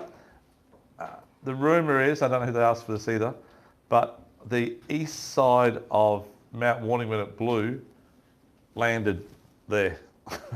So part of it. So it's like about probably scattered maybe 15 k's long, and it comes up about 30 metres, and it comes from like 220 up to about 200, 210 on the top, drops down like 240, 250 on the backside, and it is such good fishing up there, down there, sorry. So same deal, you get snapper, you don't get pearlies that deep, but you get kingies, and you get a lot of cod, and you get a lot of these like pink perch things that are really, really good eating, and they're quite good size, 2 to 3 kilo average. So if you want to do something different one day, you've got to have a New South Wales fishing licence to get down there though. But it's such a big reef area to drift because it's so long. Starts about Kingscliff and goes down to nearly probably south of Cabarita actually. Yeah, Hastings Point, possible. Yeah. What's the perfect conditions, Dougie, to go deep dropping your legs? It's obviously going to be different north. Yeah. So it's got to be, just say the average conditions to go deep dropping. It needs to be current under 1.6 knots is best. It needs to be wind no more than 15 knots. And 15 maxes, which is white capped, but it's fishable still if you've got boats sort of 6 metres or whatever. The one thing I will, and just that's about it. And just one thing I will warn you though is if you've got current at 2 knots or more and wind running south and wind 20 knots from the south going north, the waves tend to stand up and they actually roll on the top. We've been scared out there probably once or twice. Me too. So it's one of the only places in my life, I think I did a thing on there on Facebook recently. There was that picture of that helicopter trying to land on that guy that stole that boat or something in Panama or it was somewhere there. and they said it was actually a reef under it, but I don't believe that because the waves before that didn't break. It was just a rogue wave. And this boat was about 70-foot glass boat, 80 foot maybe. And the white water was as tall as this building, just rolled the thing.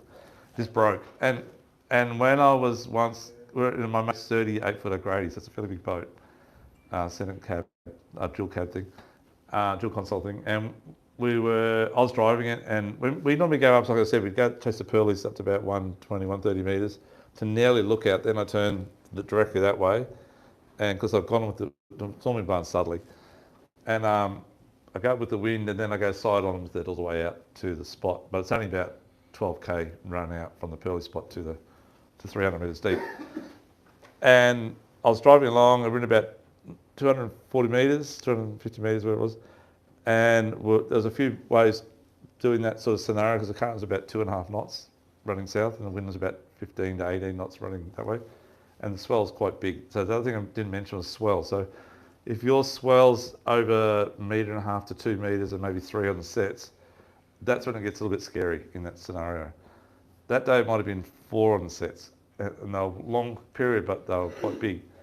And anyhow, driving along, and there's just a real big one, maybe 100 metres or maybe 300 metres in front of me, was just monstrous, and then the whole thing dumped, like 2 metres of white water dumped. So if we had been there, it would have rolled us in that boat. And it dumped, not just there, it dumped for about 400 metres in length. And it scared the crap out of me. I've never seen that before in my life. But when I saw that thing, when I saw that thing on Facebook, did anyone see that thing, that scenario? Yeah. I had the heebie-jeebies because it was exactly what happened to us that day. Like, it's a similar scenario, but maybe not. There was a big wave, that one on that Facebook, but it was about maybe half that size, but still massive. And it was just like standing on the sandbank in the surf and seeing a big wave dump along it, you know? You're thinking 300, how can it possibly break? I don't know how it possibly breaks. Maybe the current, the wind, I don't know. But just be careful, guys, in that scenario. So if you've got more than 15 knots from the south, swell more than 2 metres, and current more than 2 knots, or 222s, trouble. Okay, be careful. Everyone looks at the wind, but you always got to look at the swell. You got to look at the current too, and the current, yeah. Anyhow, just tell me about it. And the other thing too, to be careful out there is westerly winds. So westerly winds look really good in place. You should be smart on those by now. The further out you get, the worse it gets. Okay, and when you get out about 30 to 40 k's out, the wind goes over the top of Tambourine and it hits on the water about that distance out, really bad. So you reckon it's bad out in about 36 fathoms, wait till you get out to about 150 metres, it's cyclonic. So it might be 20 knots in the 50s fathoms, but out there it's about 35 or something. So what is the best wind direction for out wide? No wind.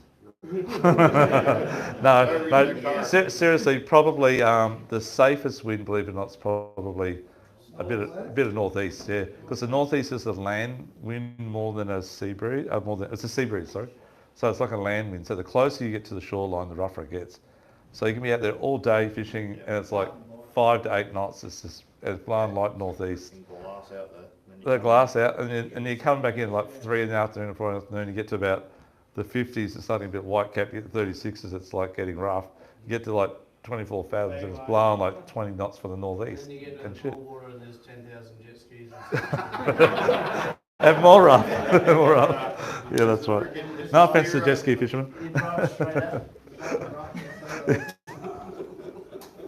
Anyhow, guys, just be safe out there because it's a long way out. That's the other thing too, really important. If you are out there and your radio, like one of our customers, I don't know if who was it that broke down, had to get towed back that weekend, that good weekend. Radio didn't work out there. It does work, but There is a drama with the repeater yeah, so at the moment. there is. It's So, being confirmed, yeah. so you got to switch to channel 82. That's the repeater channel. Please remember that. They'll probably hear more on that than 16, maybe. It goes 73, and if you don't get anyone, go 82. If you don't Yep. get anyone, go to 10, and you'll get someone that will report. Commercial channel, yep. That's right. All APO. All your purpose. Yeah, we're on- So now these guys the other day they couldn't get through. They were talking, but they couldn't hear if the other guys could hear. Yeah. But luckily for them, the Coast Guard did hear them, and they gave their coordinates, even though they couldn't hear anyone listening to them. And after about 2 hours of stressing and nearly about to do the EPIRB thing or whatever, the Coast Guard come from the horizon. I think it was VMR actually, on one of those We two. had drums in that time, and that's what sort of started the investigation. Oh, the repeater station? Yeah, okay. So, Got serviced and- because generally it doesn't work at the radio, doesn't work 60 k's out very well.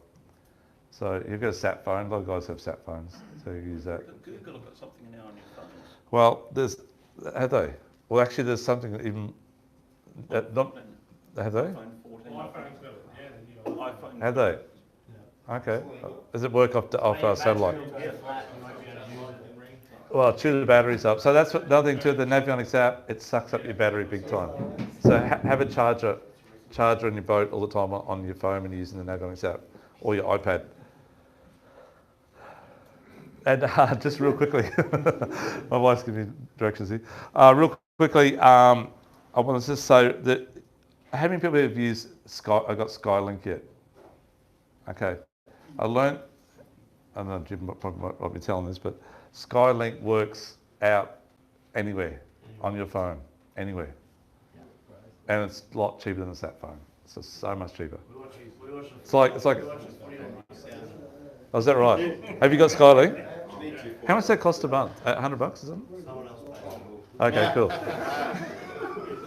Okay, whatever it costs, look into it, guys. But if you've got Skylink, you can dial up anywhere from anywhere, out at sea. I think if you do a fair bit, it's worth it. Yeah, okay, there you go. You obviously don't catch any fish though. Oh, you go, right, told him. Yeah, that's right, you did. You did. So that's the 300 metre line, 300 or 400 metres. Last thing real quickly, because not many guys are going to get out there, but if you do, you want to give it a shot. The rocks I talked about before, that's the honey holes, okay? But there's heaps of ravines and that sort of thing. So have we got a picture there, Darren, of that at all? So Saka's just going to run through a couple of pictures here with us. Do you mind if I hit that light switch? Oh, do you want the lights on for a bit, Dan? No. Rod. Oh, do you mind hit that light? I think so. Right, that's it. Good.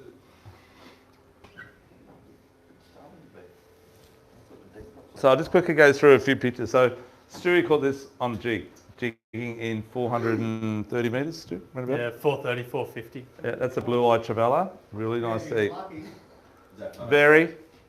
Oh, okay, Mate, skill. Dougie's never caught one. It's a P2.5 rod, so very light rod, like a spaghetti stick. But I was very impressed, Stuart. Thanks, Well done, mate. That's a bass groper. So bass groper are a little bit more chunkier, like me, than a bar cod. They're quite a very powerful tail.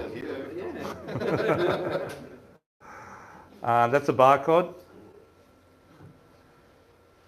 And that's a bar cod. And that's a bar cod. Young Dougie, that one. That's a while ago. Is that Paul? They're bar cod. And they are bar cod. Bar cod 3 at a time. 2 at a time. And that one there, guys, that's a bass groper that Timmy got. Tim. Yeah. And In the paper with you? no, this is about probably 5 years ago, maybe. What's the And difference? it was over 100 kilos. The difference is they're a lot more chunkier and bigger tail and everything. They're girths like that rather than like that. It's quite big this way. They're very heavy fish, and they pull hard. They end up like robots. they're like, well, Turn into an old boot when they get that big. no, they're nice eating. That was very nice eating. Yeah. We got a 50 kilo one. Did you, and taste all right? Yeah. Yeah, they're fantastic. Yeah. The flaming and Yeah, that's a bass groper. They're actually 2 bass groper those, and that's flamies. We got the flamies on the way back in. A nanny guy, isn't it? Oh, there's actually cod. There are other cod there as well, bar cod. That's a nanny on the bottom here. So, I think it's an Alphonse. oh, Alphonse, is it? Might be Alphonse. Oh, actually, that might have been one of Jim's photos. Sorry, not mine. Yeah, But similar scenario. Yeah. That's Jim's photo. Sorry. Go back. This one here. So this is 585 metres deep. So you can see that's 570, 560, 550, 550.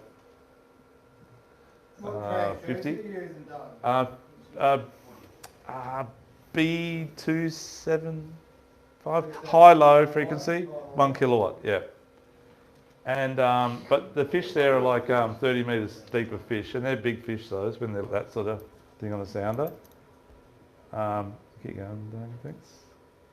There's another shot there, so that's in 575 meters, and these are all fish in this area here on the edge. Corner, bottom, Down here. other side. Oh, sorry, yeah, 50 kilohertz, but that's running on 1 kilowatt. Yeah. You got those? That's a bump in 289 meters. That's the sort of stuff I like to fish. They're obviously fish there. That's just a force master on my reel. That's a blue eye, a bit bigger than Stewie's maybe. Pushed a button for it to come up. Yeah. So His thumb got sore. that's You go lay down for the rest of the trip? that's all fish there. Okay, that's all fish, and that's I can't. Hang on. Glasses. Use my glasses. Find my glasses. Okay. 350, 360, 370, 380. So it's 20 meters thick of fish there. What's the depth of the bottom there? On this side here, that was about 415, and that's 385. So 30 meter rise there. Blue eye. These are big fish. This is a simrad. So every sound is different, but they're all quite big fish. That's in 544 meters. I don't get many green eye over 500 meters, just so you know that too. They're normally cod or How far something. up Morton were you in that photo? No, I was down here. I was down here. There's the flathead on that day. That was actually, well, that might be another day. We've got a lot of flathead out there, but they're always in 300 metres. That's a pearl on the way up. That's obviously flaming, they're my boys. You get a lot of unusual, different species of fish out there as well. That's a ornate snapper there, or ornate jobfish if you call it. Another one there. Mixed bag. There's a decent flavour. It's a deep water one, that one. That's called a giant squirrel fish. So has anyone caught one of those out here yet at all? Yeah. Yeah, they're quite good eating. They have the deadliest scales ever. Each scale has barbs on it. So if you want to rip your skin off your back, just lie on one.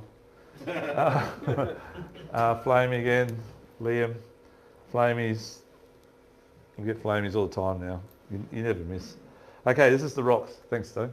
This is, I think this one here actually is Mix, I think, actually. That was at Mix Mountain, because it has this down the bottom.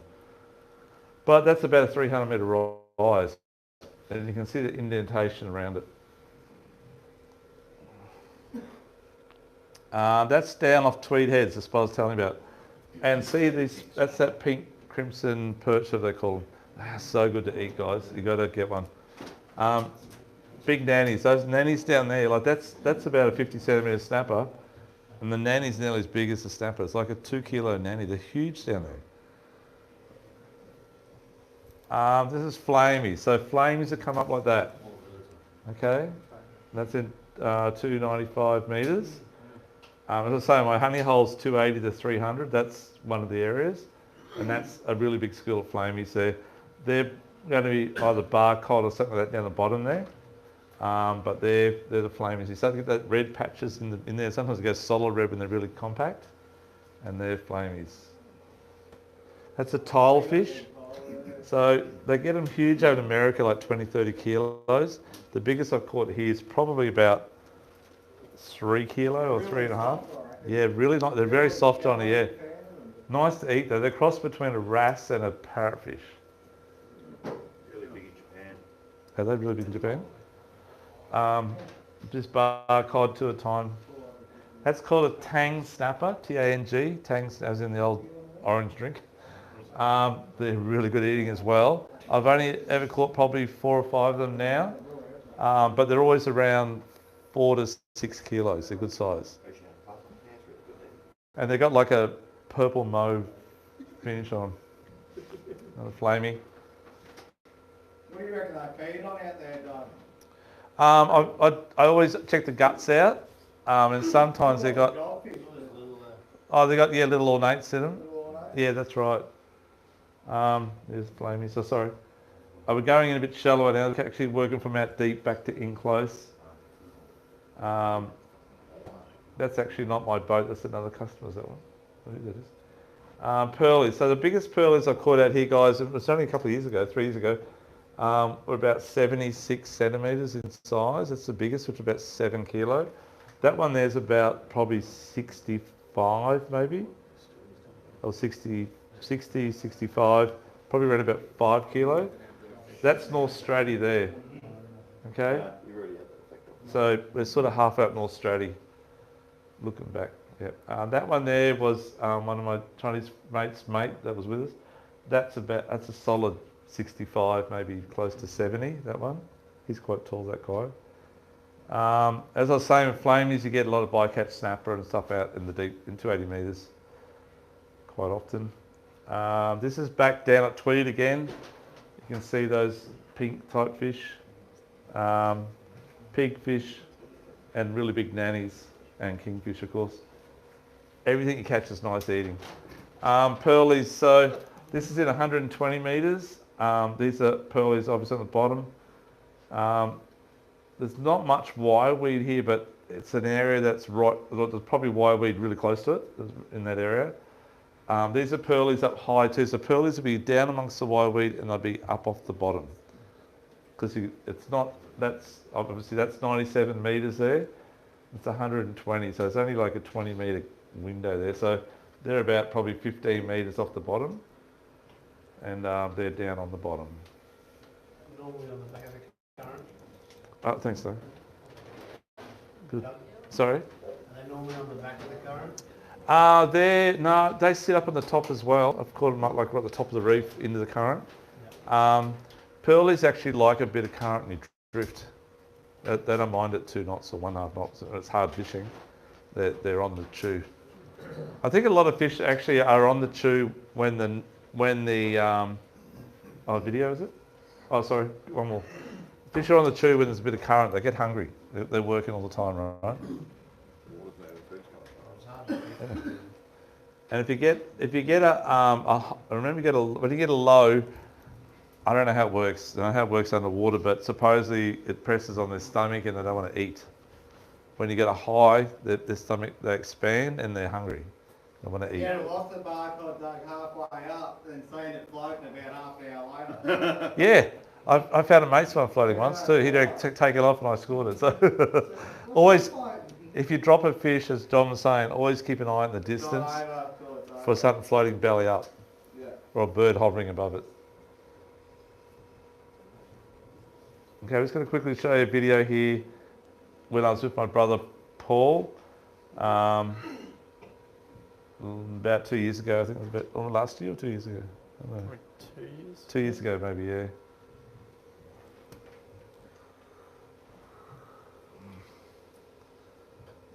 That's a wahoo. Wrong fish. Just give us a minute, guys. Any questions while waiting? Yeah, when you're looking at those sort of ravine watercourse looking areas, Yes. and you're looking for new ground, what are you looking for in those areas? You're just I'm looking for an indentation more than a rise. I find a gully is a better fishing spot than a rise out here. A bit like up North Queensland, same deal. And then I'm looking for not so much fish on it, but just some sort of activity growth on the bottom, if that makes sense. If you've got growth on the bottom, the fish are going to be there somewhere. Sometimes they're in amongst it, so you can't see them, you know. But more so when you're looking on navionics. Oh yeah, so I'm looking at navionics, okay. I'm looking for anything that can be mainly indentation. And it doesn't matter if it's in 220 metres or in 500 metres, in indentation. And quite often they'll follow a ledge, if that makes sense, like a little rise. then there'll be indentation on the other side of it or inside of it. The other thing too is that here we have these really weird marks on this. They're on, there's a few, yeah, it's like a tractor mark. I don't know what it was, maybe some big machine back in the day, but it looks like bulldozer marks.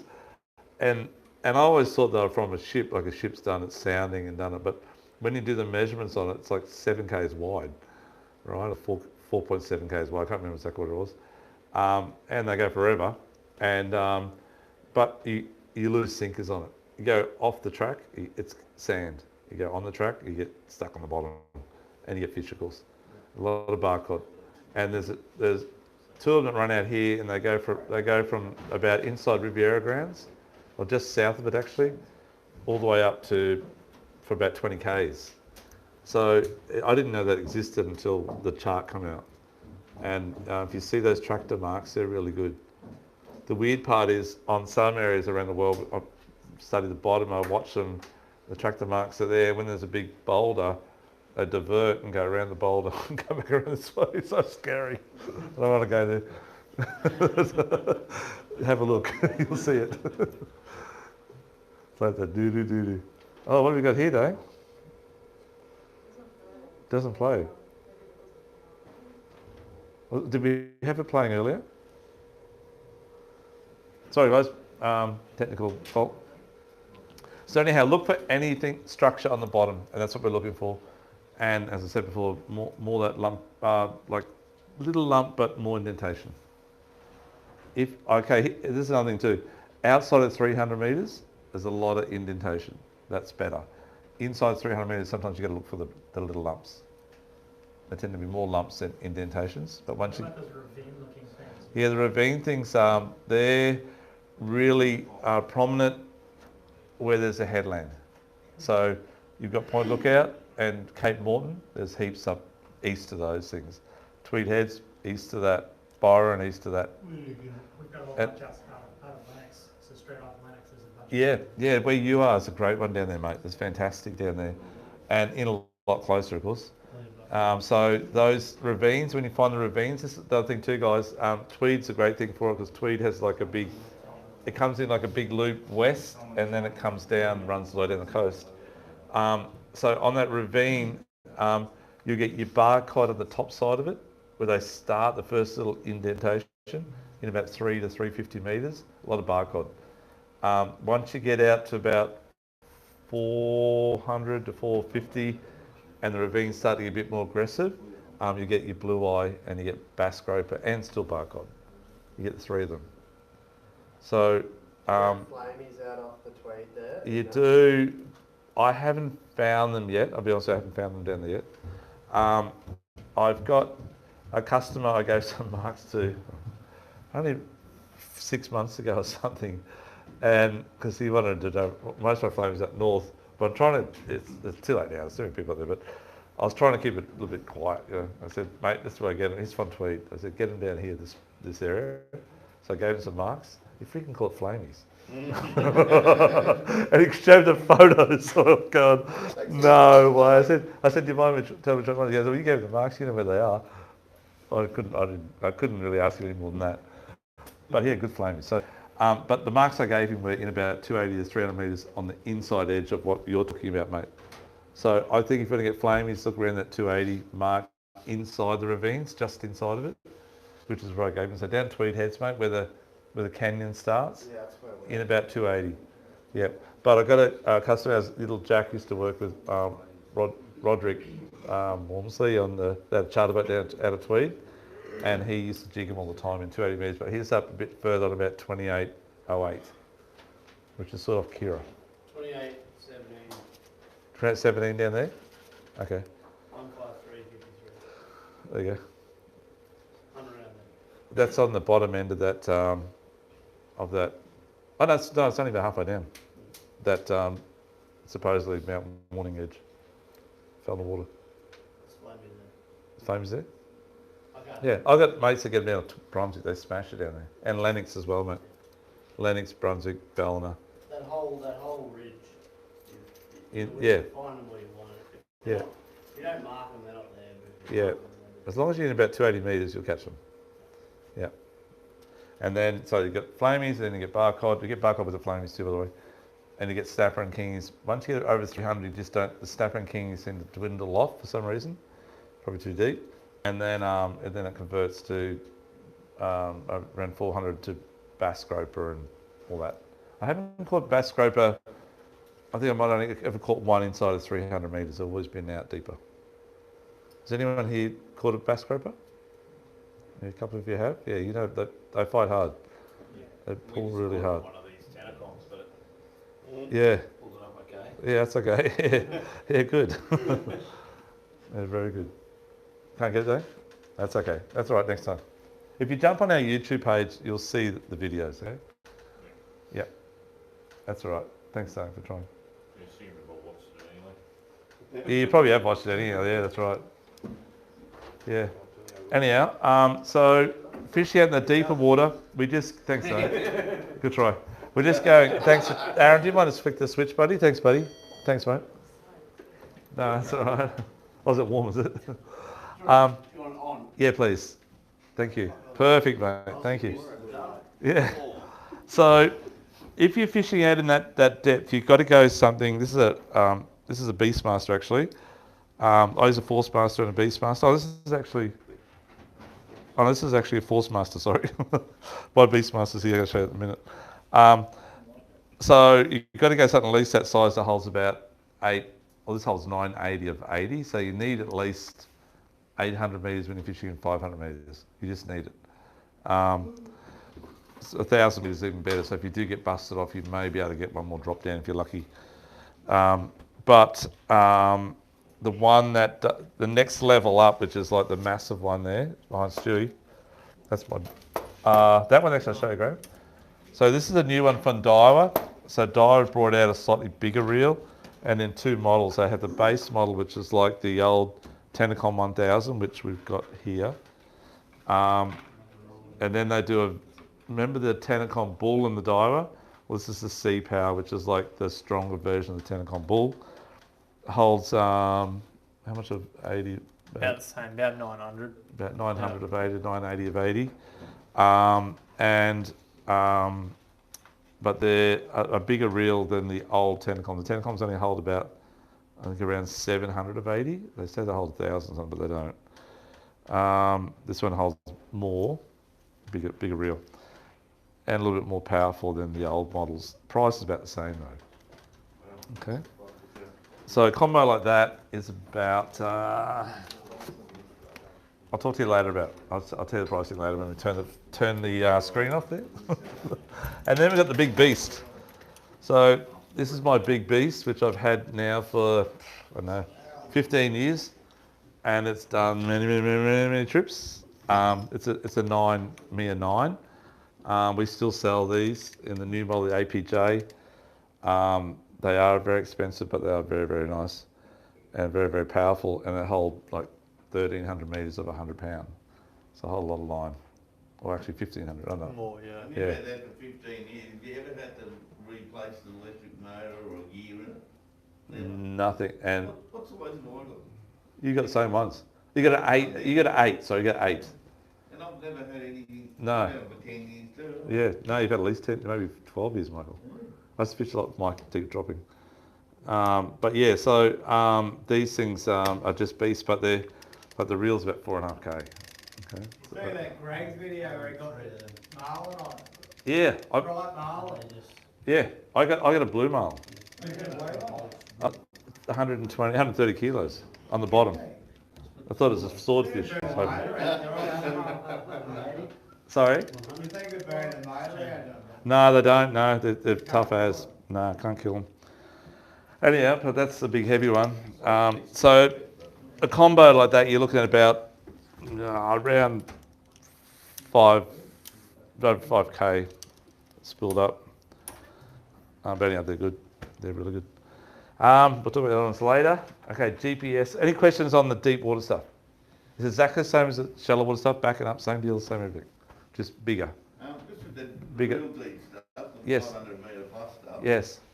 I always thought you drop the sinking down a little at the bottom and you wind up 10, 20 metres. No. Like hanging it down. Hang it down. backing up, loose, a little bit of slack, they love it. They will jump on while you're just drifting along too, but you get a lot more fish if you've got a bit of slack, like any fishing. Think about it. Yeah. Hook size out there, I wouldn't be using under 13 O's, 13 or 15. And leader, 200 branch and 300 main. I have got my best, I did it on a Creek to Coast show, you could ever find, I can't find it, but with Gary, used to have Springwood Marine about, I don't know, 12 years, 15 years ago. I did have a shirt on. I can't remember what it was. I got I think it was a big blue eye, maybe 25 kilo blue eye. I got a bass groper about 60 kilo, and I got a bar cod, I got trifecta, a bar cod about, I think it was around 25, 30 kilos. So I had about 100 kilos of fish on the big reel, on that one, the same reel, the white rod there, in one drop. And we're using a crystal reel. He was using crystal, I wasn't. And we blew that, it hooked up as big fish as well, it blew up. And mine got the fish up here. That's on TV, you'll see it. Yeah, Creek to Coast. Shirt Was I? You were, yeah. I can't remember. remember. Yeah, is that right? Okay, the other boys might have. I can't remember. It was a little while ago. A lot of fishing ago. But yeah, so you can get. That's why you got to use. That's what I'm getting at. Is why you got to use 300-pound main, because yeah, that's 200 pounds of fish on there. You know. What In one go. knot would you generally be using to join the braid and wire? Okay, so we use wind-on leaders. So I'll start at the braid on the reel. So then we use a we just do a bimini twist, a short one, and then when I'm fishing for flamies and that, I'm gonna use about 100 pounds because my main line's only 80, and it's enough because all the work's down below that. It's maybe 150 branch, 150 main, whatever. So this is just the one to get it on the reel and grab it and gaff the fish. So using as I said before, a little bimini twist. Then we put on the loop on the end of the wind on, and then we're crimping a big snap, usually a size 7, which is here. Which I don't know if you get those in your bag, but we sell them anyhow. Size 7, which is about 95, 100 kilos snap. My light goes on there first, so I put the light on. If I do want to run one of those things that went around before, I'll clip that on. Then I clip on the swivel on the dropper rig next. And then at the swivel on the end of that, I then put on my couple of meters, or whatever it might be, of 100-pound leader with the sinker on it. So that's the rig. So there's no knots except for the loop knot on the cat's paw on the your leader to your wind on. Oh, braid to your wind on, sorry. So you should learn to crimp. When you get over 100 pound, learn to crimp. Simple as that. Use crimpers. It's much better than knots. But many, many times, including one of these ones here, I think, I've improvised and tied a knot like that there.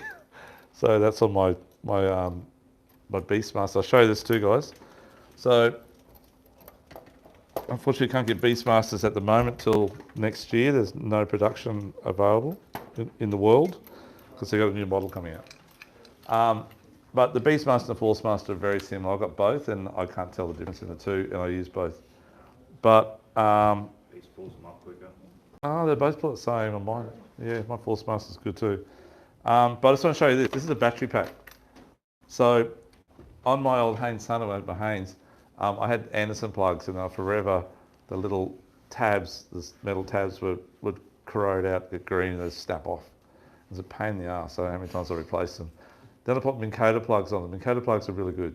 So the same Minn Kota plugs used on the electric outboard, you put those on the gunnel of your boat, and on the male fitting that goes into this, you just put the male fitting the plug in, and it goes into the female fitting. Okay, and the powers, there's no power lost in that compared to say an Anderson plug. They're much stronger, much better conductor, and they don't break. But they cost a bit of money to set up. And then these things come along, which are lithium batteries. So these things here, I can use this all day in 400 metres deep, do 20 drops or whatever I do in a day in 12-hour period, and the thing's still above half full charge. But the thing is, I don't know how good it is for the reels, I'm still trying to work this out, but it's like a turbocharger or a supercharger. So I don't use it when I've got fish on, of course, because I don't rip the hooks out, but if you've just got to rip up your bait, you've missed the fish at the end of the drift, you want to go back up again, I'll have my mate's got his plugged into the plug, and I'll say, okay, let's go. And we're 320 metres deep, and I'm up and he's still at 160 metres. It's twice faster. Just very fast. These have brushless motors, but there's force masters, the same deal. Doesn't matter, force masters, I've got it on both. And actually, I've even got, I haven't got it because I sold it. I've got one, we run out. I even use it on my plays as well. This one, this. Yeah, but the lithium battery, I've never heard of. Oh, no. Do they have brushless motor, do they? Oh, I think They do. Oh, these do, yeah, they do. Yeah, but the lithium, I'll never heard it. you reckon? There's nothing in there to hurt. Oh, okay, there you go. Yeah, okay. But I use it on my plays, and it's still very good on that too. Yeah, but it's very fast. It'll kill a brush motor. Yeah. If you force it on like power through brushes, but Yeah, okay. brushes No. just wind harder. Yeah, okay. Yeah, they're mine fast like that. But anyhow, they're a great thing. The best thing about it is if you get tangled up or whatever it may be, you just grab out the rod holder and just untangle it. Where when you're plugged up, you've only got a certain amount of time, the memory will keep the depth of everything before you have to go into manual mode or wind. And especially on the big reels, many times I've had that caught up in the line, it's unplugged, it's popped off, and we hadn't realised what we're untangling. You look back at the reels, you go, oh shit, and it's too late, and we've had to wind it up. If you do get that situation and you've got, say, a couple of big fish on, you need to drive the fish up to the surface and hope they don't fall off. Just slowly, just go down sea with the wind or whatever, and bring it up, and then when the line goes from that angle to that angle, stop the motor, and reverse and get something to reel the line as fast as they can until the lead and the fish sink back down again, and then you do the same scenario again, because you just cannot wind it. People say, oh, it's cheating using electric.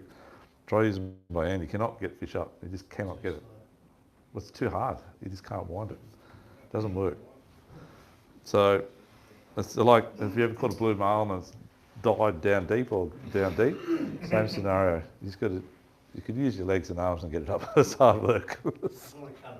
Yeah, that's it. Okay, any other questions, folks? You guys are all clued up, ready to roll? Okay, GPS marks, real quickly, Masako. I've got to show us, because we are over for another hour, guys, so I don't want to look too late for you guys, so I'll quickly run through this really, really quick. So under 100 metres, first one. Has everyone got one of these sheets? You should have one in your bag. Size to be like a classroom, but I want you guys to catch fish, please. And guys, if you do catch them, please post us the photos if you can. If you don't mind us, put them on Facebook. That'd be good. Yeah, Matt got a swordfish as a bycatch. I mean, not Matt, Robbie. So Robbie got a swordfish as a bycatch, and anyhow, he said, "Oh, they're easy to catch." I just called one the other day, and I go, "Yeah, right." He sent the photo through, and I couldn't believe it. And it was actually not a bad size. I think it's about 20 kilo. I reckon, yeah, 20. Yeah. I could hold it out, Josh. Yeah. So about 25 kilo. And if you get a swordie, like I haven't got one yet, I think Michael and I lost a big one day down at Tweed. It was a friggin' giant. But anyhow, that's another story. But they are holy grail of fish out here. And the day we got the blue marlin, I thought I got a big one, but it was a blue marlin. Anyhow. So they're out here as well, guys. So under 150 metres deep. Just really quick, last thing I'm going to do. This is Point Lookout. It's about 27, just guessing, 25. This is Jumping Pin, the south. 27, around about 43. Seaway, south, 27.56. And Tweed Heads is about south, 28.10, I think, or 9, something like that. So from there to there, so there's 60 minutes that every minute in a mile is a mile, okay, nautical mile. So we're not quite 60 miles there, but it's 45 miles, which is around about probably 80 k's or 90 k to go from Tweed to Point Lookout. So if you look at these marks here and it says 27:35, you know you're roughly somewhere around this area here.